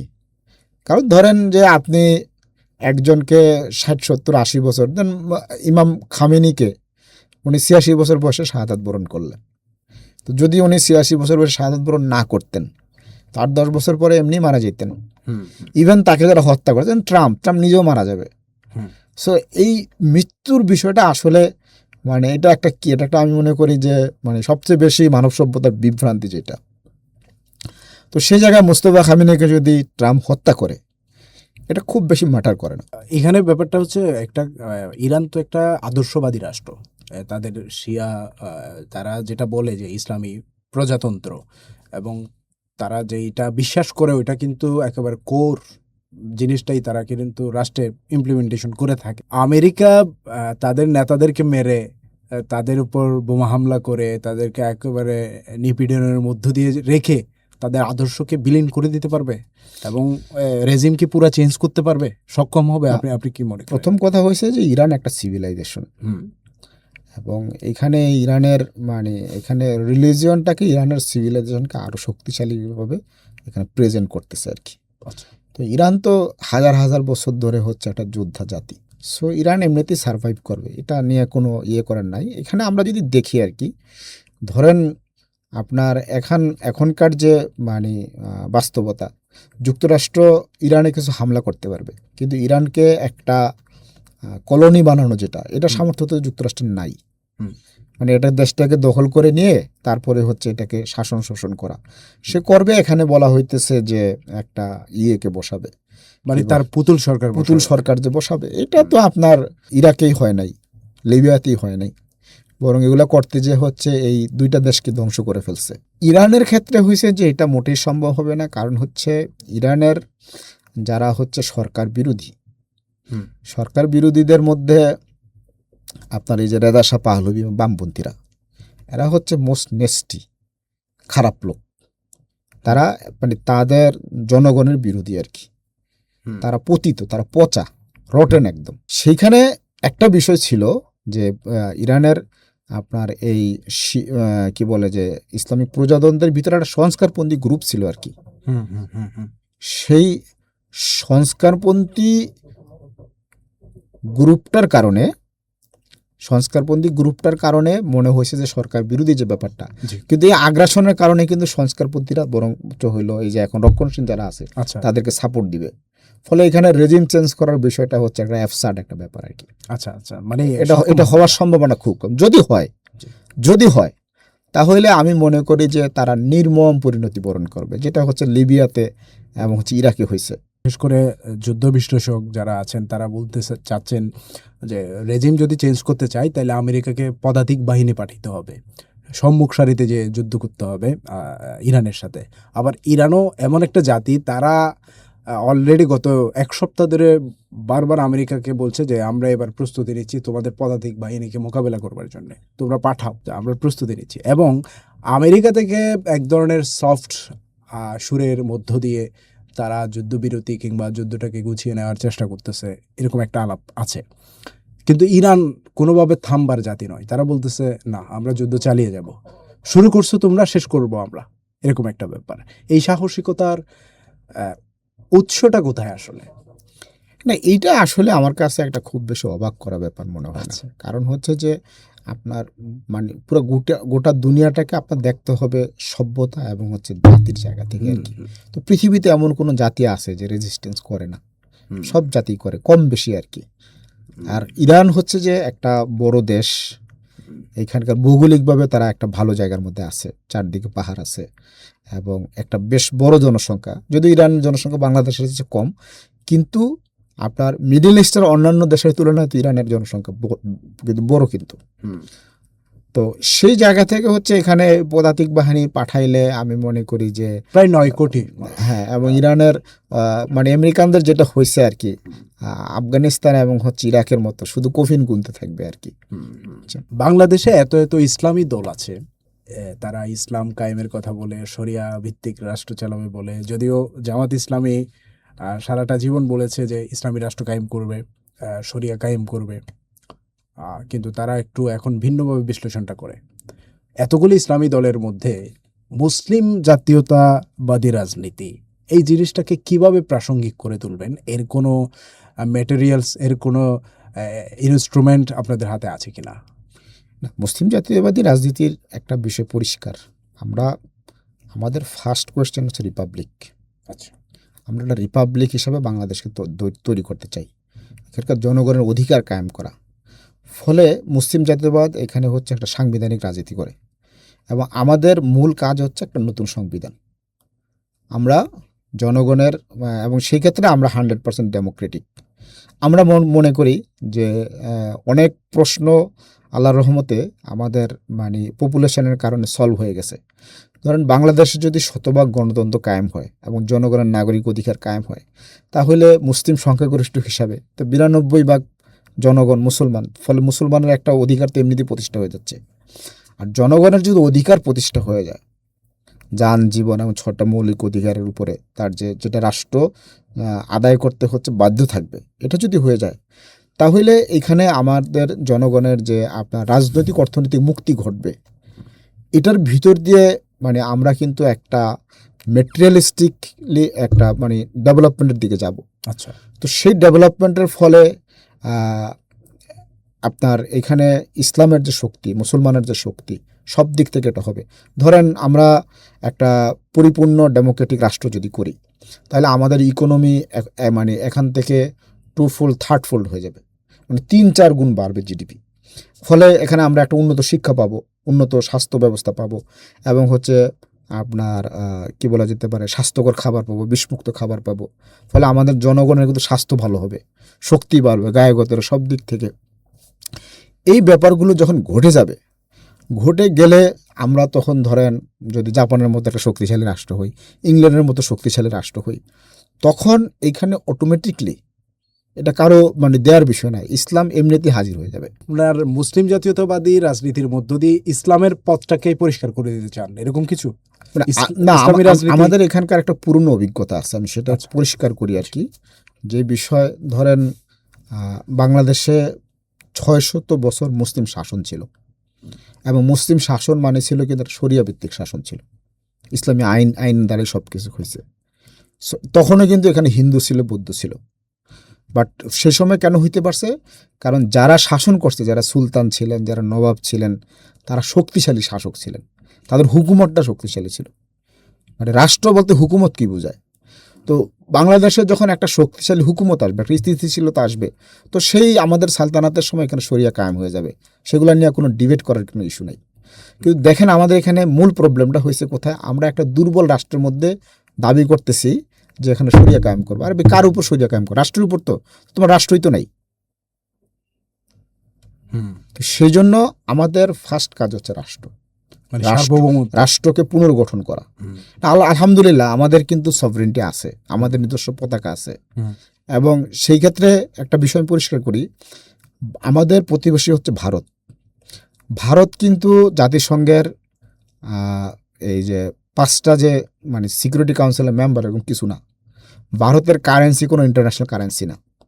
মানে ভারত কোনোভাবেই বাংলাদেশ রাষ্ট্রের সভরেন্টি কেড়ে নেওয়ার কোনো সামর্থ্য রাখে না।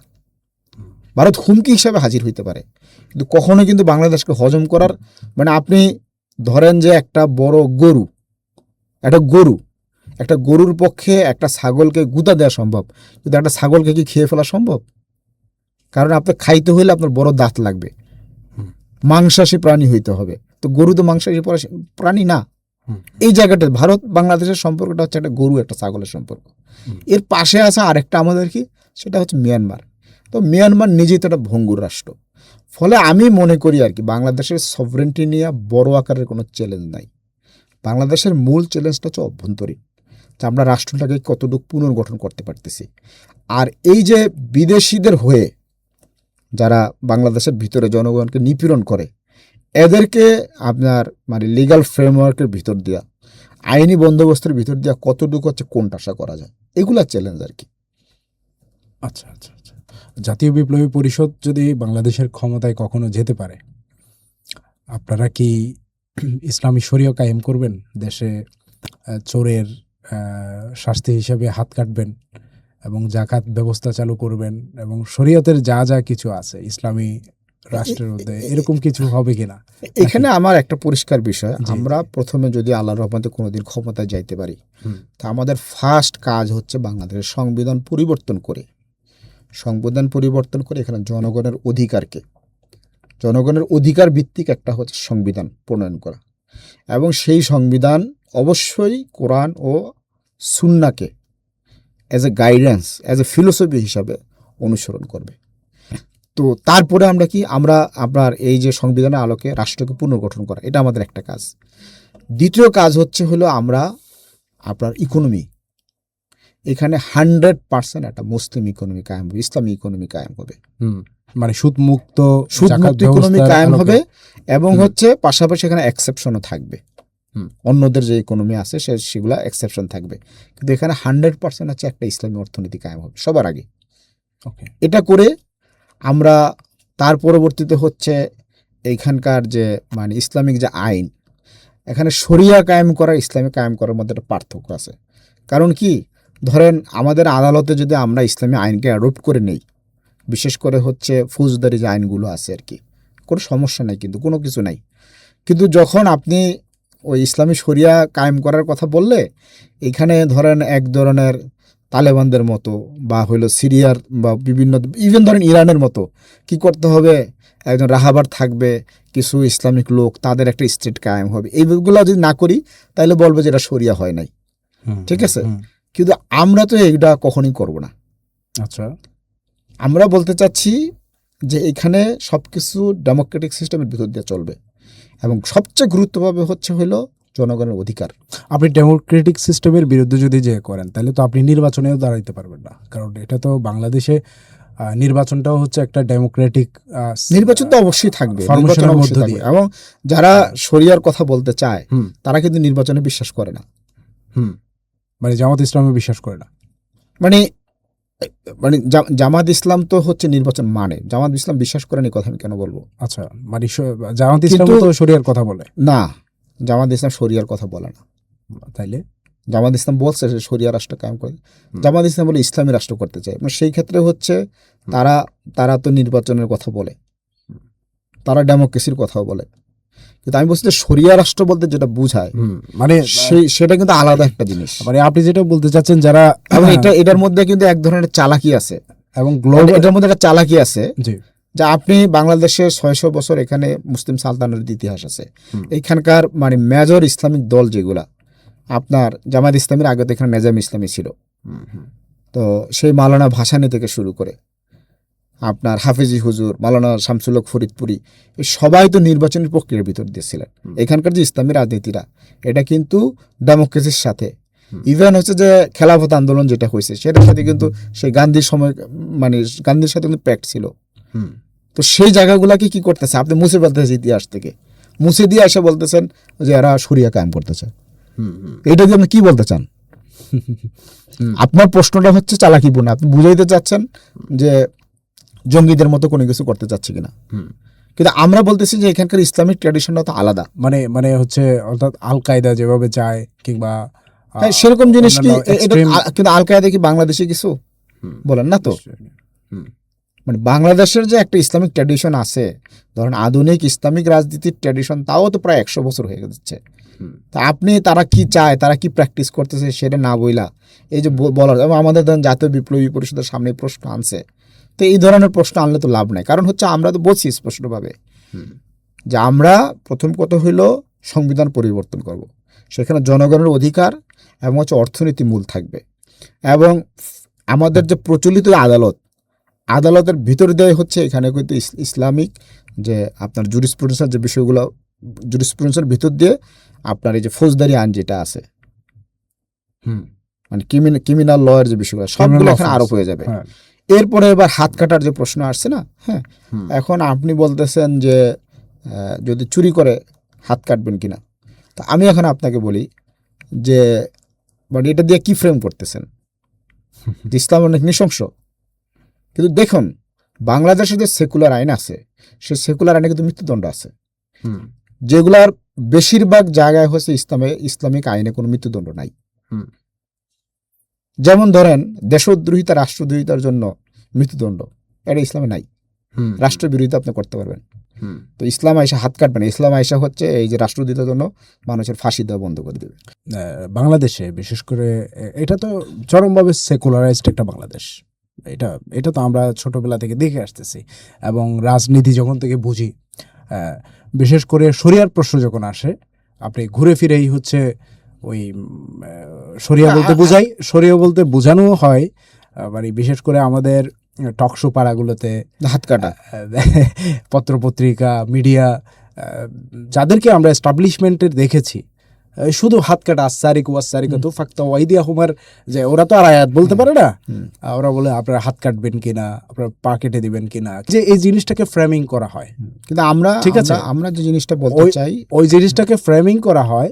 সুতরাং আবার অন দ্য আদার হ্যান্ড, এটা তো আবার শরিয়াত থেকে বিরোধী বা শরিয়তের বাইরের কোনো আইনও না, এটা তো কোরআনের আইন, যে চোরের হাত কাটা। এটা তো ব্যাপারগুলোকে আসলে ওভারঅলি যদি আপনি মানে ব্যাখ্যা করতে যান, নাম্বার ওয়ান হচ্ছে আপনি যেভাবে জিনিসটাকে পরিষ্কার করতে পেরেছেন, যে আপনি হাত কাটা দিয়ে কি শুধু ইসলামের এটাকে আপনি এক ধরনের ফ্রেমিং করে এটা নৃশংসতা বুঝাইতে চাইলেন কিনা।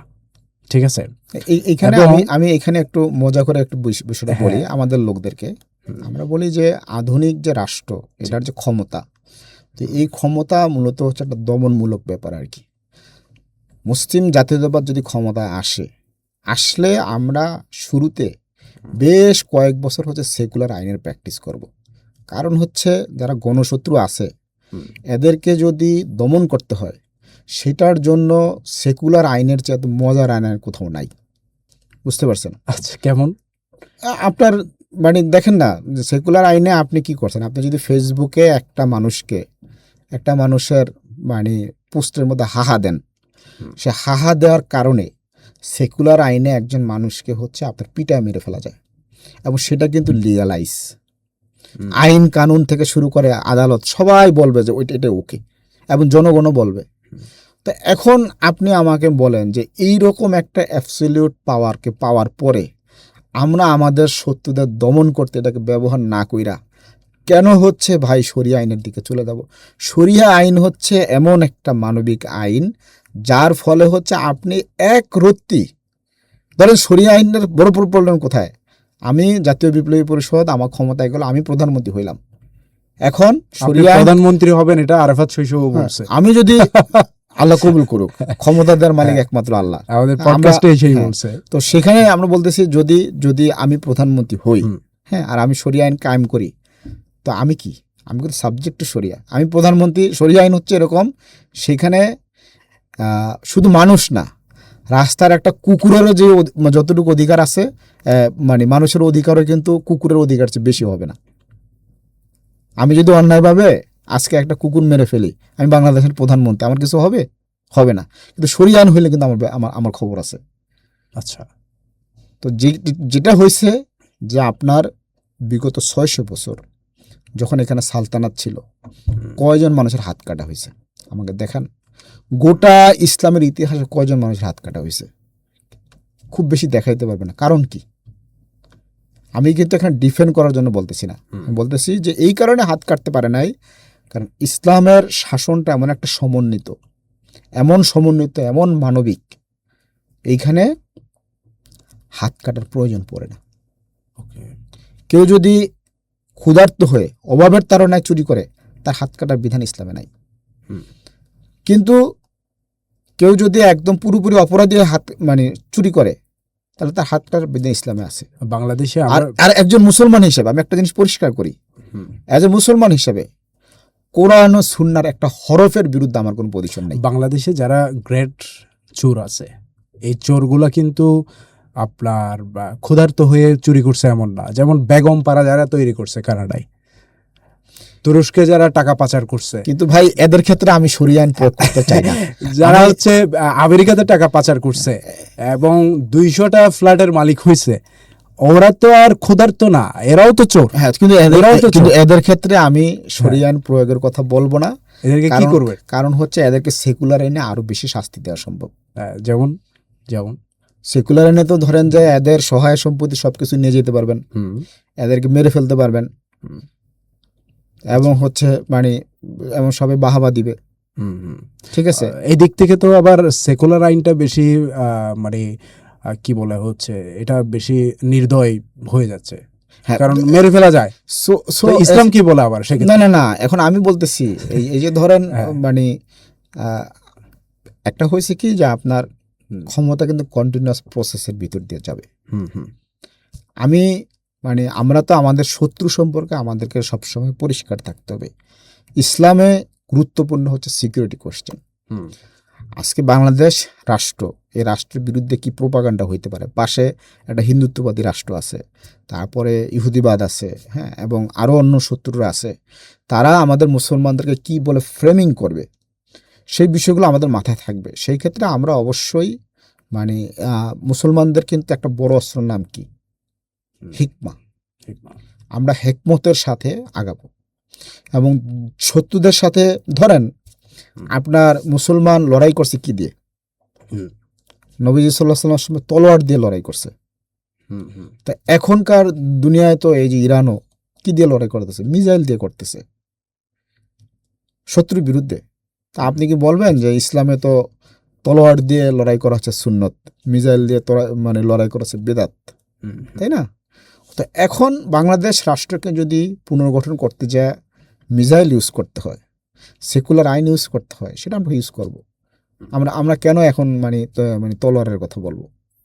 এইসব বিষয়গুলা আমাদের যেটা গুরুত্বপূর্ণ হচ্ছে আমাদের শত্রুরা কিভাবে খেলে, এবং আমরা মুসলিম জাতীয়তাবাদের একটা প্রধান লক্ষ্য হচ্ছে মাইন্ড গেমকে হইলো অকেজো করে দেওয়া। মুসলমানদের বিরুদ্ধে যদি তুমি লড়াই করো, সামনাসামনি করতে পারবা, সরাসরি করো, কিন্তু এই যে একটা ন্যারেটিভ দিয়ে ফ্রেমিং করে এগুলা করার সুযোগ থাকবে না। এবং এইটা আমরা চাই যে আমাদের মুসলমানদেরকে অবশ্যই মানে বেশি করে কোরআন তেলাওয়াত করতে হবে, সুন্নাহ মানতে হবে, ইবাদত বন্দিগির প্রতি মানে যত্নবান হইতে হবে, আল্লাহর সাহায্য কামনা করতে হবে। যেন আমাদের একটা দোয়া আছে আপনার, রব্বি ইশরাহ লি সদরি আমরি ইয়াসসির ওয়াহলুল উকদাতাম মিন লিসানি ইয়াফকাহু কওলি, মানে কি আল্লাহ আমাদের জেহান শক্তি খুলে দাও। এই দোয়া আমরা করতেছি না? তো এই জেহান শক্তি যাতে আল্লাহ খুলে দেয়, সেটার জন্য আমরা জনগণকে বোঝানোর চেষ্টা করব। একটা রাজনৈতিক দলের কিন্তু জনগণকে এডুকেট করার প্রশ্ন আছে, শেখানোর প্রশ্ন আছে। আমরা জনগণের কাছে হাজির করব, দেখো রে ভাই, এই যে শরিয়া আইনের কথা বলে ওরা এই বলতেছে, কিন্তু এটার ক্ষেত্রে আমাদের বোঝাপড়া এই। তো আমরা যখন জনগণের কাছে এইসব মেসেজ দিয়ে দিব, যখন দেখবেন যে এগুলা কাজ করতেছে না, যখন মিটি হাসতেছে, তখন এসব প্রশ্ন করা বন্ধ হয়ে যাবে। খমিনি ভাই, বাংলাদেশে একটা নির্বাচন ঘটে গেল, বলা হচ্ছে ইতিহাসের সবচেয়ে সুন্দর নির্বাচন এবং খুবই গণতান্ত্রিক ওয়েতে এই নির্বাচনটা হয়েছে। আমরা মনে করেছিলাম বা অনেকেই মনে করেছে যে জামাত বোধহয় ক্ষমতায় আসতেছে, কিন্তু অবশেষে দেখা গেল জামাত ক্ষমতায় আসতে পারে নাই, তারা একটা বিরোধী দলের ভূমিকায় আছে এখন। কিন্তু বিরোধী দলের ভূমিকায় থাকা সত্ত্বেও জামাত এবং বিএনপির মধ্যে এক ধরনের নীরব বিপ্লব চলতেছে বা নীরব একটা বোঝাপড়া চলতেছে বলে অনেকেই ধারণা করছে। তো এখানে কি আসলে খুব মিউচুয়াল আন্ডারস্ট্যান্ডিং এর মধ্য দিয়ে তারা রাষ্ট্রটাকে পরিচালনা করতেছে, নাকি আসলেই সত্যিকার অর্থে মানে বিরোধী দল হিসেবে যেভাবে মানে গর্জন তর্জন থাকার কথা জামাত সেই ভূমিকাটাও রাখবে? মানে আপনার কি মনে হয়, মানে এখানে ভিতরে কি চলতেছে, আপনার ধারণা কি? ভিতরে কি মানে আমরা ভিতরের কথা বলতে পারবো না, তবে বাহির থেকে যেটা হয়েছে যে আমাদের কিন্তু একটা পজিশন ছিল। আমরা মনে করি মানে দল হিসাবে কোন দল বড়, জামাত বড় না বিএনপি বড়? বিএনপি যদি বড় দল হয়, বিএনপির সাথে যদি বেশি মানুষ থাকে, তাহলে বিএনপিরই ক্ষমতায় আসার মানে কথা আর কি। বিএনপি আসছে, এটা একটা দিক। মানে জামাতের চেয়ে বিএনপির যে ক্যাপাসিটি বেশি, সেটাও কিন্তু নির্বাচনের ভিতর দিয়ে প্রমাণিত হয়েছে। তো আপনি যে বড় দল সে ক্ষমতায় আসবে, সে ছোট দল সে আসবে না, সেটা ঘটছে। এবার এই ঘটার ক্ষেত্রে যা ভিতরে কিছু কিছু হয়েছে কিনা, সেটার তো কিছু কিছু হয়েছে। যেমন ধরেন এই যে জামাত যে ক্ষমতায় আসতে পারে নাই আর বিএনপি ক্ষমতায় আসছে, এই বিষয়গুলো কিন্তু সেই 5 আগস্টের পরপরই পরিষ্কার হয়ে গেছে। কারণ কি, 5 আগস্টের পর থেকে বিএনপি জামাত থেকে শুরু করে আওয়ামী লীগ বিরোধীরা, এদের একটা অবাধ একটা দলীয়করণ হয়েছে সব জায়গায়। ধরেন যে এই যে বিশ্ববিদ্যালয়ের বিসি পোস্টগুলোতেও জামাতের লোক গেছে, বিএনপির লোক গেছে, একদম হচ্ছে দলীয় পরিচয়। এখানে কোনো মেধা এবং যোগ্যতার কিন্তু বিষয়টা আসে নাই। তো সেই জায়গা থেকে ধরেন প্রশাসনে বেশি লোক বিএনপির, এবং হচ্ছে ধরেন আওয়ামী লীগের যারা লোক ছিল তারা যদি মানে মুখোশ পাল্টায় আর কি, তাহলে জামাতের চেয়ে বিএনপির মুখোশ বেশি নিছে। তো সেই জায়গা থেকে টোটাল রাষ্ট্রটা হয়ে গেছে একপাক্ষিক, দলীয়করণ হয়েছে।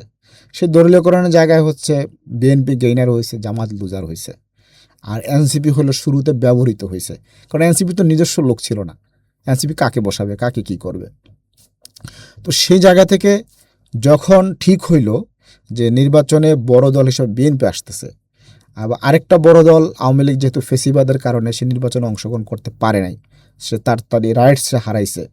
তো এখানে স্পষ্ট ছিল যে ক্ষমতায় আসবে বিএনপি, জামাত না। তো বিএনপি ক্ষমতা আসবে মনে করে দেখছেন যে এখন উপদেষ্টাদের কথা আসতেছে থেকে শুরু করে ইভেন ডক্টর ইউনূস, তিনিও তো হচ্ছেন যে বিএনপিকে ফেভার করছেন সব দিক থেকে। গোটা রাষ্ট্র ব্যবস্থাটা বিএনপিকে ফেভার করছে। তো এরকম যদি গোটা রাষ্ট্র ব্যবস্থা ফেভার করে, তাহলে কিন্তু আপনার একটা নির্বাচনে জামাতের পক্ষে আসার সুযোগ থাকে না, ফলে জামাত আসে নাই। মানে আমরা যে বলতেছি, অনেকেই বলে যে নির্বাচন ম্যানেজড, হ্যাঁ হয়েছে, ম্যানেজড হয়েছে, কিন্তু ম্যানেজ তো এমনি এমনি হয় নাই। ম্যানেজড হয়েছে, সেটার সাথে জামাতের অংশগ্রহণ আছে। মানে জামাতের অংশগ্রহণ আছে, কারণ আপনি প্রশাসনকে হাসিনার সময় আওয়ামীকরণ ছিল, হাসিনা চলে গেছে, এখন এটাকে বিএনপি জামাতকরণ করছেন। তো করে আপনি ধরেন একটা গরু মরছে, ঠিক আছে, গরু মরছে, এখন মরা গরুর মাংস নিয়ে ভাগাভাগি চলতেছে। সেখানে আপনার ধরেন যে মানে 7টা প্রাণী গেছে, এর মধ্যে 5টা প্রাণী একদিকের আর 2টা প্রাণী আরেক দিকের, তাহলে এই গরুর গোশতের ভাগ কে বেশি পাবে? মানে এটা খুব সহজ। কিন্তু এখন আপনি বলতেছেন যে যখন গোশত খাওয়াটাও শেষ, তখন বলতেছেন যে এটা কেমন একটা ব্যাপার হইলো যে এরা খাইলো 5 জন, আমরা খাইলাম 2 জন, এরকম না ব্যাপারটা? জামাত যেটা ভুল করছে আর কি, আমি বলবো জামাত এখানে 2টা ভুল করছে। জামাতের সুযোগ ছিল এই 5 আগস্টের পরে মানে জুলাই গণহত্যা এবং তাদের উপরে যে নিপীড়ন হয়েছে, বিশেষ করে জামাত 5 আগস্টের পরে সবচেয়ে বড় গাদ্দারি যেটা করছে এবং যেটা জুলুম, এটা সুস্পষ্টতভাবে জামাতের উপর গজব পড়েছে। সেই জিনিসটা হচ্ছে কি, হাসিনার সময়টাতে জুলুম মূলত কিসের, কোন ফ্রেমিংয়ে, কোন ন্যারেটিভের উপর হয়েছে? 71 প্রশ্নে। 71 প্রশ্ন কইরা জামাতের এই যে বয় বিরুদ্ধ লোকগুলার উপরে যে যে অমানবিকভাবে তাদেরকে হত্যা করা হয়েছে, যে কষ্ট দিয়ে হত্যা করা হয়েছে, সেই হত্যাকাণ্ডর বিচারটাকে হচ্ছে তাদের কি করা উচিত ছিল, ফোকাস করা উচিত ছিল। বিশেষ করে এখনো কিন্তু 50-এর উপরে এই জামাতের মানে প্রবীণ লোকরা কিন্তু জেলখানায় বন্দী, অনেকের হচ্ছে মৃত্যুদণ্ডের রায় হয়ে রয়েছে। তো জামাতের উচিত ছিল কি যে ডক্টর ইউনূসের সরকারের কাছ থেকে সব কিছু ন্যায় বিচার আদায় করে নেওয়া। যদি ন্যায় বিচারটা আদায় করে নিত, আর প্রশাসন থেকে শুরু করে সব জায়গায় বলতো যে এখানে মেধা ও যোগ্যতার ভিতরে নিয়োগ মানে হতে হবে। এখনো জামাতের অনেক নেতা জেলে আছে, অনেক নেতা জেলে আছে, 50-এর অধিক। 50-এর অধিক। তাদেরকে বেরো করা হয় না, যেহেতু তারা জেলা পর্যায়ের নেতা। এবং জামাতের যেটা অন্যায়, কিন্তু তারা তো এটিএম আজহারকে বের করে আনলো। এটিএম আজহারকে বের করে আনছে, এটাই হলো মানে এই যে জামাতের গাদ্দারিটা হয়েছে কি, যে আপনি যখন এই বিষয়গুলো নিয়ে আমরা বলতেছিলাম যে জামাত গাদ্দারি করতেছে, জামাতের গাদ্দারি নিয়ে কিন্তু আমরা 5 আগস্টের আগে থেকে আলাপ করতেছি, নট 5 আগস্ট শুরু করছি। আপনারা জানবেন যে বিচার প্রশ্নে আওয়ামী লীগের সাথে জামাতের আঘাত হয়েছে, এই কথা কিন্তু আমরা বহু বছর ধরে বলে আসতেছি। ফলে 5 আগস্টের পরে যখন আমরা বলা শুরু করলাম যে এই যে এটিএম আজহার, তাকে কেন বের করা হচ্ছে না, কেন এই ট্রাইব্যুনাল ভেঙে দেওয়ার বিষয়ে জামাত কথা বলতেছে না, এইটা নিয়ে যখন সমালোচনা শুরু হইলো, এবং আমরা তো আসলে যেহেতু জামাত সাথে একটা ব্লাড কানেকশন আছে, তা আমরা তো জানি কোন জায়গায় আঘাত করতে হবে। আমরা এগুলোর জন্য যখন জামাত নেতৃবৃন্দকে দায়ী করলাম, আচ্ছা, তখন তারা কি করলো, তারা হচ্ছে টোটাল হচ্ছে বিচারকে একটা বৈধতা দিয়ে। আপনাকে একটা জিনিস মনে রাখতে হবে, আন্তর্জাতিক অপরাধ ট্রাইব্যুনালের মাধ্যমে জামাত নেতাদের এবং বিএনপি নেতাদের বিচার করা হয়েছে, এটা 100% হচ্ছে একটা অবৈধ বিচার। কারণ কি? কারণ হচ্ছে 1973 সালের আইনটা করা হয়েছিল পাকিস্তানি সেনাদেরকে বিচার করার জন্য। সেটা 2009 সালে সেই আইন বদলানো হয়েছে যে এইখানে ব্যক্তিবর্গেরও বিচার করা যাবে। আচ্ছা, আপনি পাকিস্তান সেনাদেরকে, এখন যাদেরকে ফাঁসি দিচ্ছে এরা কি পাকিস্তানি সেনাবাহিনীর সদস্য ছিল না কিন্তু। ফলে আপনি এবং হয়েছে যে আমাদের বাংলাদেশের সাক্ষ্য আইনে পেপার পত্রিকার কাটিং দিয়ে করে ফাঁসি দেওয়া যায় না, কিন্তু এই আইনে কিন্তু পেপার পত্রিকার কাটিংয়ে সাক্ষ্য বাড়ানো হয়েছে। এইভাবে হইলো এই লোকগুলাকে হচ্ছে কি ফাঁসির কাজটা ঝুলাই দেওয়া হচ্ছে। তো জামাতের উচিত ছিল কি 5 আগস্টের পরে যদি সুযোগ ছিল এটাকে আদায় করে নেয়, এই ট্রাইব্যুনাল ভেঙে দেওয়ার বিষয়, এবং এই ট্রাইব্যুনালের বিষয়ে একটা জুডিশিয়াল ইনকোয়ারি করার কথা আসতে হবে, সবাইকে মুক্ত করতে হবে। মানে আপনার ভাষায় হচ্ছে তারা গাদ্দারি করেছে। তো আমি যদি আপনাকে আরো স্পেসিফিক করে প্রশ্ন করি যে গাদ্দারিটার সাথে আসলে কে বেশি সম্পৃক্ত জামাতের? এটা কি যেহেতু ডাক্তার শফিকুর রহমান, তার জায়গা থেকে তিনি প্রচেষ্টা চালাইছেন কিনা, কিংবা নাকি তিনি অনীহা করেছেন, এই জিনিসগুলো আমরা কেমন জানি ধোঁয়াশা। আমরা যতটুকু প্রমাণ পাই এবং জামাত দলের যে স্ট্রাকচার, সেই ক্ষেত্রে হচ্ছে এটার সব দায় হচ্ছে জামাত আমিরকে বহন করতে হবে, এবং এই দায় উনি দুনিয়াতে ওনার সঙ্গ শক্তির কারণে, দলের ক্ষমতার কারণে এড়ায় যেতে পারলেও ইনশাল্লাহ আদালতে আখেরাতে তাকে অবশ্যই জবাবদিহি করতে হবে। এবং আমাদের নেতা কিন্তু ডাক্তার শফিকুর রহমান না, আমাদের নেতা হজরত মুহাম্মদ সাল্লাল্লাহু আলাইহি সাল্লাম। আমরা বিশ্বাস করি যে তার উম্মতের কোনো মজলুমের বিরুদ্ধে যদি কিছু হয়, সেই ক্ষেত্রে আদালতে আখেরাতে তিনি অবশ্যই মজলুমদের পক্ষে সাফায়াতকারী হবেন, সেক্ষেত্রে তাকে অবশ্যই জবাব দিতে হবে। এখন এখানে একটা বিষয় আসতে পারে, জামাতের লোকজন বলবে যে আমরা বুঝি নাই, আমরা জানি নাই। এই যে বুঝি নাই বিষয়টার ক্ষেত্রেই তো আমরা কথা বলতেছি। আমরা তাদেরকে কিন্তু সবসময় সতর্ক করার চেষ্টা করছি, এবং তারা এই যে বারবার খপ্পরে পড়তেছে, শত্রুপক্ষ একটা জিনিস ফ্রেমিং করে দেয়, ন্যারেটিভ তৈরি করে দেয়, তারা তার পিছনে ছুটেন। যেমন এখানে কি করছে আওয়ামী লীগের বিচার, কিন্তু আপনি দেখেন এই আপনার 4 দলীয় জোট সরকারের সময় জঙ্গিবাদ করছে জেএমবির বিচার করার জন্য কি হচ্ছে 1973 সালের আন্তর্জাতিক ট্রাইব্যুনালের প্রয়োজন ছিল? জানেন কোন আইনে বিচার হয়েছে? সেটা হচ্ছে দ্রুত দমন বিচার ট্রাইব্যুনালে। সো এই দ্রুত দমন বিচার ট্রাইব্যুনালও কিন্তু হচ্ছে আপনার এই জুলাই গণহত্যার বিচার হওয়া সম্ভব ছিল। মানে এবং হচ্ছে সেটা শুরু হয়েছে 6 মাসের মধ্যে, তাদের ফাঁসি সবকিছু কার্যকর হয়ে গেছে, সব সম্ভব ছিল। একটা 1.5 বছর হয়েছে, কোনো বিচার কোনো কিছুই কিন্তু আমরা পাই নাই।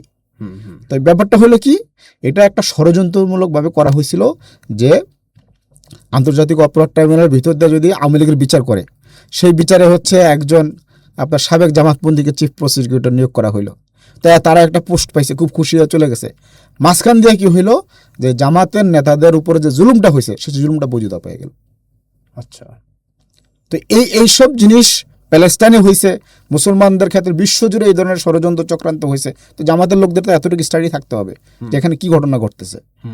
আপনি বললেন না, আমরা বলছি, বলার পরে কি হয়েছে, আমাদেরকে ব্যক্তিগতভাবে আক্রমণ করা হয়েছে, আমাদের উপরে বোট বাহিনী লেলায় দেওয়া হয়, ফেসবুকে বিভিন্ন জায়গায় পাগল বলানো হয়েছে। কিন্তু কথা হয়েছে কি, যে এই যে আমরা কথা বলছি, আমাদের কথা লজিক আছে কিনা। আবার লজিকটা হচ্ছে যে না, এখনও তো আপনার এই যে 50 জন মানুষ আজকে যে কারাগারে বন্দী, বয়স্ক লোকরা, এবং এরা হচ্ছে সবাই শহীদ হয়ে মানে জেল থেকে বের হয়, মৃত্যুবরণ করে করে বের হচ্ছে। তো এই লোকগুলোর যতক্ষণ আপনি জেলে রাখতেছেন, তখন তো আপনি আমাকে ইনভ্যালিড করতে পারতেছেন না। কারণ হইল, আপনি এখানে বললেন যে এই যে এটিএম আজহার সাহেবের কথা, আজহার সাহেবকে মুক্ত করার পরে, মানে এটা কি কারণে আইওয়াস ছিল, ওনার মামলাটার পরে আর একটা মামলা তো আগায় নাই। অন্যগুলোর ক্ষেত্রে তো জান না আপনি। আবার শুনলে অবাক হবেন, জামায়াত ইসলামী এই যে দলটা, এই দায়টা এড়ানোর জন্য শুধু জাতীয় পর্যায়ের সিনিয়র নেতাদের মামলা দলীয় খরচে চালাইছে, কিন্তু যারা হচ্ছে জেলা পর্যায়ের তৃণমূলের এদেরকে কিন্তু নিজেদের খরচে নিজেদের মামলা চালানো হইতেছে। আপনি শুনছেন এখনো জেলখানার পিছিতে হচ্ছে এই অসহায় মানুষগুলাকে, হ্যাঁ, মানে কষ্ট করে খাইতে হয়। কিন্তু জামাতের আশপাশে যারা থাকে, বিশেষ করে বিভিন্ন কওমি আলেম কিংবা হেফাজতের সময় যারা অ্যারেস্ট হয়েছিল 2013 পরে, তাদেরকেও তো জামাত বরঞ্চ টাকা পয়সা দিয়ে সহযোগিতা করছে। তাহলে তাদের নিজেদের তৃণমূলকে কেন চালায় না? বিষয়টা কেন এইখানে তো তাদের ঠকবাজিটা, এইখানেই তাদের ঠকবাজি। আমরা এই বিষয়টা বলতেছি, বিশেষ করে যেন আপনি এখন বলতেছেন গত 17 বছরে জামায়াতের হাজার হাজার মানুষ নিপীড়িত হয়েছে। অন্তর্বর্তী সরকারের কাছে আপনি এইসব মানুষের নিপীড়নের জন্য প্রথম চাপের একটা বিচার, একটা হলো কি বিচার, দ্বিতীয়ত হয়েছে মানুষগুলো কিন্তু ক্ষতিগ্রস্ত হয়েছে, তাহলে আপনি কি ক্ষতিপূরণ চাইবেন? এবং আমি জামাতের রাজনীতির হচ্ছে দুর্বলতা বলে দিই। যেমন আওয়ামী লীগ সরকার আইসা আমার দেশ, ইসলামিক টেলিভিশন, দিগন্ত টিভি, এরকম অনেকগুলো মিডিয়াকে বন্ধ করে দিছে, অনেকগুলো মিডিয়াকে ক্ষতিগ্রস্ত করছে। এখানে প্রথম কথা হয়েছে যে আপনি অনুমতি পাইছেন, কিন্তু আপনার যে ব্যবসা ক্ষতিগ্রস্ত করলো, বন্ধ করলো, হোক এটা আওয়ামী লীগ সরকার, কিন্তু এটা মূল দায় টাকা রাষ্ট্রের। তো সেখানে আপনি আজ দিগন্ত টেলিভিশনকে পুনরায় চালু করার জন্য, আমার দেশকে চালু করার জন্য অন্তর্বর্তী সরকারকে চাপ দিয়ে সেখান থেকে আপনি করে নেবেন, ক্ষতিপূরণ নেবেন। একইভাবে হচ্ছে ক্ষতিপূরণ নিলে কিন্তু মিডিয়া কিন্তু আসতো, দিগন্ত টিভি 1.5 বছরে চালু হইল না, টাকার অভাবে চালু হয় না। সেমভাবে যেসব জামাতের লোকজন ক্ষতিগ্রস্ত হয়েছে, তারা যদি বিচার পাইতেন, ক্ষতিপূরণ পাইতেন, তাহলে কি হইতো? এখন যে এই যে সারা দেশে আপনি বলতেছেন বিরোধী দল হিসাবে জামাত মানে কেমন কাজ করতে পারতেছেন না, সমঝোতা হয়েছে কিনা? ভাই, আপনি ইলেকশনের আগে প্রচার করছেন বিএনপি উড়ে যাবে, বিএনপি এত সিট পাবে, বিএনপির প্রধানমন্ত্রী যে এখন তারেক রহমান, উনি ইন্টারমিডিয়েট পাস, এবং তাদেরকে যাচ্ছে তাই এইভাবে গালিগালাজ করছেন করে আপনি আপনার নৈতিক শক্তিটা হারাইছেন। সেই নৈতিক শক্তি হারায়া এখন একদম উচিত কথা, ন্যায্য কথাটা বলতে পারতেছেন না। আচ্ছা আচ্ছা। কিন্তু যদি আপনি ইউনূস সরকারের সময় আপনার মজলুমদের জন্য বিচার আনতেন, আপনার মজলুমদের জন্য আপনি ক্ষতিপূরণ আনতেন, তাহলে এটা কিন্তু একটা রাষ্ট্রীয় স্বীকৃতি, এটা একটা মর্যাদা কিন্তু ক্ষতিগ্রস্তের জন্য। তখন আপনার মানে তাদেরকে কিন্তু চাইলেই হচ্ছে বিএনপি ক্ষমতায় আসে, এই কারণে কিন্তু তাদের মানে আমি বলবো যে আবার নতুন করে নিপীড়ন করা বা তাদেরকে কোণঠাসা করা সম্ভব ছিল না। মজলুমের যে আপনার মানে মানে অধিকার প্রতিষ্ঠা করা, মজলুমকে তার মর্যাদা ফেরত দেওয়ার যে বিষয়, এটার যে রাজনীতি, সেই জিনিসটা। এবং এতে করে আরেকটা বেনিফিট পাইতো, সেটা হলো যে জামাত বলতেই যে রাজাকার বলা হয়, এই ট্যাগিং ফ্রেমিং এই জিনিসগুলোকেও কিছুটা ডিসমিস করা যেত। এখানে দেখেন যে আপনার এই যে 5 আগস্টের পরে, 5 আগস্টের পর মানে আপনার যে ঘটলো, মানে জুলাই বিপ্লবটা ঘটলো, তো রাজাকার ট্যাগিং দিয়ে মানুষকে নিপীড়ন করা, গণহত্যা করা, এটার বিরুদ্ধে আমি আপনাকে বলতে পারি, জামায়াত ইসলামী যদি 5 আগস্ট থেকে সুবিধাবাদী রাজনীতি না করত, নিজের ক্ষমতার ধান্দাবাজি না করত এই মানে কিছু লোকের, বাট সে যদি অ্যাবসুলেট একটা ডেমোক্রেটিক মানে প্রসেসের সাথে থাকতো, জনগণের অধিকার কায়েম করার বিষয় থাকতো, তাহলে রাজাকার বলে কোনো মানুষকে নতুন করে ট্যাগিং করলে সেই সব লোকের পিটায় সালবাকটা তুলে দিত বাংলাদেশের জনগণ। কিন্তু জনগণ হইল আপনার নিজের অধিকারের প্রশ্ন আসছে, সেগুলো রাস্তায় নামছে, তাই না? কিন্তু জনগণের কোনো দায় ঠেকে নাই যে একটা ধান্দাবাজ, হ্যাঁ, টাউট একটা গ্রুপকে বাঁচানোর জন্য সে রাজাকার প্রশ্নের বিরুদ্ধে লড়তে যাবে। এটা তার কাজ না। এবং দেখেন, আমি আপনাকে একটা জিনিস বলি আর কি, জামাতের ক্ষেত্রে কি প্রবলেম হয়েছে। এই যে ছাত্র মানে সংসদগুলো নির্বাচন হয়েছে, শিবির পাশ করছে না?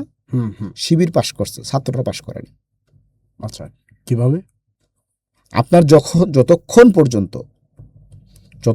পর্যন্ত আপনি ছাত্রদের সবার প্রতিনিধিত্ব না করতে পারবেন, বিপ্লবকে ধারণ করতে না পারবেন, আপনি আপনার দলকে ধারণ করছেন, আপনার প্যানেলকে ধারণ করছেন। ফলে কি হয়েছে, এইখানে আপনার হাসিনার সময়ে এই যে শত শত অ্যাক্টিভিস্টরা লড়াই করছে, আপনি কি দেখছেন যে এই ডাকসুতে যখন সব জায়গায় শিবির পাশ করলো, সে অ্যাক্টিভিস্টরা হচ্ছে এখানে আসছে। আমি এখানে একটা স্পেসিফিক একটা নাম বলি, যে জামাল উদ্দিন খালিদ নামে একটা ছেলে আছে, আগে চরমোনাই করছে, সে চরমোনাই করতো। কিন্তু কথা হইলো যে এই ছেলেটা কিন্তু আপনার হাসিনার সময় অনেক অ্যাক্টিভিজম করছে, অনেক লড়াই করছে, প্রতিকূল সময়ে কথা বলছে। তো ধরেন আপনার শিবিরের যারা প্যানেলে আছে তাদের চেয়ে কিন্তু তার লড়াই বেশি। তো তার দল বা তার মানে সঙ্গশক্তি দুর্বল হওয়ার কারণে সে পাশ করে নাই। তো পাশ না করলে কি হয়েছে, জামাল উদ্দিন খালিদের লড়াইটা কি আপনার কি মুছে গেছে? আপনি কিন্তু জামাল উদ্দিন খালিদকে ধারণ করেন নাই। জামাল উদ্দিন খালিদ ফেল করার পরে উচিত ছিল শিবিরের কি তার কাছে যাওয়া, যে ভাই তুমি ফেল করতে পারো, কিন্তু তোমার যে লড়াই এটা আমরা হচ্ছে মানে আমাদের মানে কি বলে শিরোমণি করে তোমাকে রাখি, এবং তাকে সাথে নিয়ে ঘুরতে হবে, তাকে পাশে রাখতে হবে। তো সেই জায়গা থেকে কিছু ধরেন যে দুঃখ কষ্ট থেকে বা যে কোনোভাবে একটা প্রতিক্রিয়া জানাইছে, তার প্রতিক্রিয়ার আপনি আবার কি করলেন, আরও খারাপ প্রতিক্রিয়া করলেন। এখন আমি বলতে চাচ্ছি যে আপনার সবাই বাংলাদেশের মানে একটা আধুনিক জাতিরাষ্ট্রের মানে একটা ব্যাপার হয়েছে কি, যেই ঘটনা 200 বছর ইউরোপে হয়েছে, ল্যাটিন আমেরিকায় হয়েছে বা আপনার আফ্রিকায় হয়েছে, সেই ঘটনা নতুন করে বাংলাদেশে ঘটতে পারে, সব কিছু একই। যেই কারণে আপনার মুরসির পতন থেকে এখানে কিন্তু আমাদের শিক্ষা নেই। মুরসির পতন ধরেন মিশরের রাষ্ট্রের ক্ষেত্রে দেখছি, আর আমরা দেখতেছি এখানে শিবিরের ক্ষেত্রে। মুরসি কি করছেন, মূলত মিশরে ওই সময় বিপ্লবটা করলো কি আরবান মিডল ক্লাস। সেখানে কিন্তু পরবর্তীতে এটা সংগঠন কিন্তু আপনার ব্রাদারহুড ছিল না, ব্রাদারহুড এসে যোগ হয়েছে, কিন্তু ব্রাদারহুড ওইখানে একমাত্র বড় দল ছিল। তো নির্বাচনে ব্রাদারহুড নির্বাচনে জিতে চলে আসছে, আসার পরে কি হয়েছে, যারা বিপ্লব করছে আর এক্সক্লুডেড হয়ে গেছে। তো সেই জায়গা থেকে কিন্তু আপনার মুরসির পতন হইল। আমি বলবো যে জামাতের এটাই হচ্ছে ক্রাইসিস, শিবিরের ক্রাইসিস। যারা জুলাই বিপ্লবটা করছে, ইভেন ধরেন আপনি জামাতের সাথে এনসিপির জোট হয়েছে, আপনি কি মনে করেন যে এই যে এনসিপি কিছু মানুষ এরাই সব বিপ্লব বলতে? তো এখানে একটা জেনারেশন, কত দলমতের মানুষজন ছিল, সবাইকে ধারণ করেন নাই। বিএনপি সরকার গঠন করেছে এবং তারেক রহমান সর্বোচ্চ চেষ্টা করছেন যে সুন্দর একটি রাষ্ট্র বিনির্মাণ করার জন্য এবং সবাইকে নিয়ে তিনি দেশকে গঠন করবার জন্য। তার অ্যাপ্রোচটা কিছুটা ইসলামিক। তিনি জাকাতের কথা বলছেন, তিনি সাথে আলেমুল আমাকে নিয়ে ইফতার মাহফিল করছেন, এবং তিনি কিংবা তার ছাত্র সংগঠনগুলো করছে, মানে কোরআন তেলাওয়াতের যে প্রতিযোগিতা ওগুলো করছে। বাংলাদেশে রাষ্ট্রনায়ক হওয়ার ক্ষেত্রে আরও কয়েক ধাপ এগিয়ে গেছে বলে মনে করেন কিনা ভবিষ্যতে? না, আমি বলবো যে এটা অনেকটা ব্যাকফায়ার করতে পারে আর কি তারেক রহমানের ক্ষেত্রে। কারণ হচ্ছে তারেক রহমানকে বাংলাদেশের মানুষ ইসলাম কায়েম করার জন্য প্রধানমন্ত্রী বানায় নাই, এবং উনি নির্বাচনের সময় বলেনও নাই যে উনি এখানে ইসলাম কায়েম না, উনি এটা বলেছেন যে মোহাম্মদ সাল্লাল্লাহু আলাইহি ওয়াসাল্লামের চিন্তাধারার আলোকে আমি ন্যায়পরায়ণতার ভিত্তিতে আমি রাষ্ট্র কায়েম করব। হ্যাঁ, তো এখানে আমি বলছি যে উনি সেভাবে ম্যান্ডেট নেন এবং হচ্ছে ওনার ইশতেহারের ভিতরে এগুলো ছিল না। এইখানে আমরা তারেক রহমানের কাছ থেকে মূলত চাই হচ্ছে ডেমোক্রেসিটা চাই, কেন আমাদের রাষ্ট্রকে পুনর্গঠন করার প্রশ্নে ডেমোক্রেসিটা বেশি গুরুত্বপূর্ণ। আর ডেমোক্রেসির জায়গা থেকে যদি তারেক রহমান আগায় যান, সেই ক্ষেত্রে হচ্ছে ইসলাম মুসলমানের জন্য বেশি উপকার। সেই জায়গায় আমরা বলবো যে আপনার তারেক রহমানের সরকারের কাছে জনগণের মূল চাওয়া হচ্ছে জুলাই গণহত্যা এবং গুম খুন থেকে শুরু করে যে অন্যায়গুলো হয়েছে এটার বিচার সবার আগে একটা। দ্বিতীয়ত হচ্ছে আপনার ব্যাংক যে লুট হয়ে গেছে, এই ব্যাংক লুট হয়েছে কিন্তু জনগণের টাকায় লুট হয়েছে, এবং আপনারা দেখছেন যে গ্রাহকরা কিন্তু টাকার জন্য হচ্ছে ভিড় জমাচ্ছে, পাবলিকের টাকা চুরি করছে।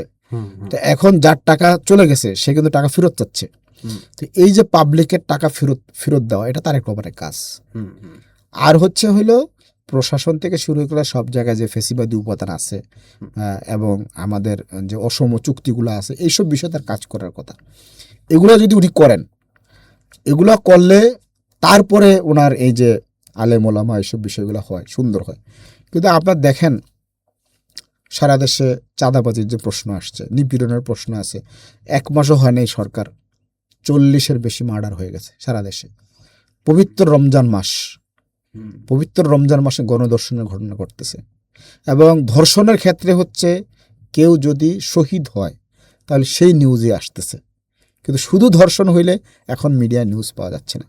আচ্ছা, তো এই অবস্থায় হচ্ছে যে আপনি একদিকে মানে এখানে আমরা কি দেখতেছি যে একদিকে দেশের পরিস্থিতি একরকম, আর আপনি নিজে একটু সুন্দর গুছানোর চেষ্টা করতেছেন। তো এটা আমি বলছি যে একটু ব্যাকফায়ার করতে পারে। আচ্ছা, বা সরকারের তরফ থেকে কোনো অসঙ্গতিপূর্ণ কিছু হইলে এবং সরকারের যে অ্যাফিলিয়েটেড যে ছাত্র শক্তিগুলো আছে, বিশেষ করে ছাত্রদল, তাদের কাছ থেকে পলিটিক্যালি যদি কোনো ব্যাকফায়ার কিছু করে, তখন কথায় কথায় আমাদের জুলাই গণ অভ্যুত্থানে যারা ছাত্র পক্ষ আছে অথবা বিরোধী দল আছে, তাদের তরফ থেকে বলা হয় যে আরেকবার দ্বিতীয় 24 আমরা নামিয়ে আনবো। কথায় কথায় সরকার পতনের এক ধরনের হুমকি দেওয়া হয়। সেটা সেটা কি মনে হয়, মানে তারেক রহমান কি নির্বিঘ্নে বাংলাদেশটা পরিচালনা করতে দিবে না? মানে না, এইখানে আপনার যেগুলা বিরোধী পক্ষ থেকে বলা হয় এগুলো একটা ফার্স আর কি। হ্যাঁ, আচ্ছা, আচ্ছা। এগুলাকে আমি মানে মনে করি যে এগুলা বাত কি বাত, আচ্ছা, আচ্ছা। Lip service. কারণ বিরোধী দল তো আসলে বিরোধী দলের সাথে ফাংশনই করতেছে না। বিশেষ করে আপনার দেখেন যে ওই যে এনসিপির প্রথম যে ঘটনাটা আসলো হান্নান মাসুদের আসনে, একজন নারী আপনার শাপলাকুলিতে ভোট দেওয়ায় গণধর্ষণের শিকার হইল। তো এনসিপি একটু বলল, তখন বিএনপির পক্ষ থেকে তাদের ভোট বাহিনী, তারপরে আরও কিছু কিছু বিতর্কিত সাংবাদিকরা বলল যে এটা এরকম কিছু ঘটনা ঘটেই নাই। যখন বললো তখন কিন্তু এনসিপি চুপ হয়ে গেল। এনসিপি এই ইস্যুটা নিয়ে এই মজলুম নারীর পক্ষে দাঁড়াই নাই। আচ্ছা, তো তো আপনি যেটা মৌলিক কাজ, জনগণের জন্য ইমিডিয়েট প্রয়োজন, এরকম কাজগুলো না করে সরকার পতনের কথা বললে এগুলা হাস্যকর হয়। আচ্ছা। বরং এই সব ক্ষেত্রে হয়েছে যে সরকারের বিরুদ্ধে মানে জনগণের যে ক্ষোভটার যে একটা কনস্ট্রাকটিভ পরিণতির দিকে যাওয়া, এগুলো ব্যাহত হয় আর কি। আচ্ছা, আচ্ছা। তো এটা একটা সতর্ক থাকা দরকার। আমি তারেক রহমানের ক্ষেত্রে যে জিনিসটা বলবো, যে আমার আপনার চেয়ে তারেক রহমান ভালো জানেন যে তার সরকার, তার প্রশাসনটা কিভাবে গঠিত হয়েছে, কারা তার সাথে আছে, এবং সেই সব লোকের ক্রেডেনশিয়াল কতটুকু, বিশ্বাসযোগ্যতা কতটুকু, গ্রহণযোগ্যতা কতটুকু, এবং তাদের ক্যারেক্টার কীরকম। সেই ক্ষেত্রে তারেক রহমানের জন্য সবচেয়ে বেশি গুরুত্বপূর্ণ হচ্ছে মানে এই মিডিয়া ফ্রেমিং বা হচ্ছে মানে একটা ইমেজ বিল্ড আপের দিকে, পিআর ক্যাম্পেইনের দিকে মনোযোগ না দিয়ে সরাসরি হচ্ছে জনগণের সাথে সম্পৃক্ত হওয়াটা বেশি জরুরি। বিশেষ ক্ষেত্রে হইল আপনার ডক্টর ইউনূসের সরকারের সময় যেটা হয়েছে যে আওয়ামী প্রশাসনকে কিন্তু যে স্ট্রাকচারটা ছিল, যে বন্দোবস্ত ছিল, সেটা উনি পরিবর্তন কিছু করতে পারেন নাই। যা করছেন খুব সামান্য। ধরেন শুধু বিশ্ববিদ্যালয়গুলোর ক্ষেত্রে কিছু পরিবর্তন হয়েছে, ফলে বিশ্ববিদ্যালয় খুব একটা সমস্যা হয় নাই। কিন্তু প্রশাসন বলেন বা আরও রাষ্ট্রের অন্যান্য অ্যাপারেটাসগুলোর ক্ষেত্রে কোনো পরিবর্তন হয় নাই। পরিবর্তন না হওয়ার ফলে আপনার এখানে মানে জনগণের যে আকুতি, জনগণের যে প্রত্যাশা, সেটা সরকারের পক্ষে পূরণ করা সম্ভব হয় না। আচ্ছা, আচ্ছা। আপনার ধরেন এই যে ফ্যামিলি কার্ড দেওয়ার কথা বলতেছে, তো ফ্যামিলি কার্ড দিলে একজন মানুষকে আপনি দেবেন মাত্র 2,500 টাকা, কিন্তু আপনার একজন ভিক্ষুক বাংলাদেশে মানে যে জুলুমের শিকার হয়, সেটার মূল্য আছে কমপক্ষে 10,000 টাকা। আচ্ছা, আচ্ছা, আচ্ছা। তো সেই ক্ষেত্রে হইল যে আপনি মানে এখন যে অবস্থাটা তৈরি হয়েছে, এগুলাকে মানে যদি উনি চেঞ্জ করতে চায়, তাহলে তারেক রহমানকে কিন্তু অনেক বেশি হচ্ছে প্রো পিপল হইতে হবে। এবং প্রো পিপল যদি না হয়, আপনার জুলাই বিপ্লব মানে অনেকটা এটাকে কি বলা যেতে পারে, মানে জুলাই বিপ্লবকে মিডিয়া বা হচ্ছে মানে আমাদের প্রচলিত ন্যারেটিভগুলোর জায়গা থেকে যদি দেখি আর কি, তাহলে জুলাই বিপ্লব সম্পর্কে একটা বিপজ্জনক আমরা পজিশন আর কি। জুলাই বিপ্লবের বড় কারণ ছিল যে হাসিনার অর্থনৈতিক মিসম্যানেজমেন্টের কারণে, এবং এই যে অর্থনৈতিক লুটপাটের কারণে যে জিনিসপত্রের দাম বেড়ে গেছিল, নিম্ন আয়ের মানুষের যে দুঃখ কষ্ট তৈরি হয়েছিল, সেই কারণে এই মানুষগুলাই কিন্তু হচ্ছে জুলাই বিপ্লবে ঝাঁপায় পড়ছে। তার মানে কি, সে কারণটা কিন্তু এখনো কিন্তু বিদ্যমান। তো এটা এই মানুষগুলা মানে কখন আবার জেগে উঠবে, আর এই মানুষগুলাকে আবার জাগায় তোলার প্রশ্ন আছে কিন্তু। তা আমি যে জিনিসটা মনে করি যে এখানে রাষ্ট্র মানেই তো নানান চক্রান্ত ষড়যন্ত্র, ফলে তারেক রহমান হয়তো দেখবেন যদি তিনি আগে থেকে সতর্ক না করেন এবং জনগণের সাথে উনি সম্পর্কটা তৈরি না করেন, এটা হঠাৎ করেই তার প্রশাসনের ভিতর থেকে জনগণকে উস্কানি দেওয়া হইতে পারে। আর তারেক রহমানের সরকারের যদি পতন হয়, মনে রাখবেন সেটা তার সরকারের ভিতর থেকে ঘটানো হবে, এটা বিরোধী দল না। অসংখ্য ধন্যবাদ আপনাকে, আপনি আমাদের সাথে সময় দিয়েছেন এবং আপনার মূল্যবান সময়গুলো এবং আপনার যেই মানে রাজনৈতিক যেই দৃষ্টিভঙ্গি এগুলো আমরা জানলাম এবং দর্শককে জানালাম, এর জন্য আপনাকে বিশেষ শুকরিয়া। আসসালামু আলাইকুম। ঢাকা ডায়েরির সকল দর্শক শ্রোতাকে অসংখ্য শুকরিয়া জানাই। ইনশাআল্লাহ আমরা একটা গণতান্ত্রিক মুসলিম রিপাবলিক হিসেবে বাংলাদেশকে গড়ে তোলার লড়াইয়ে সবাই সামিল হব, সে আহ্বান রেখে শেষ করছি। আসসালামু আলাইকুম।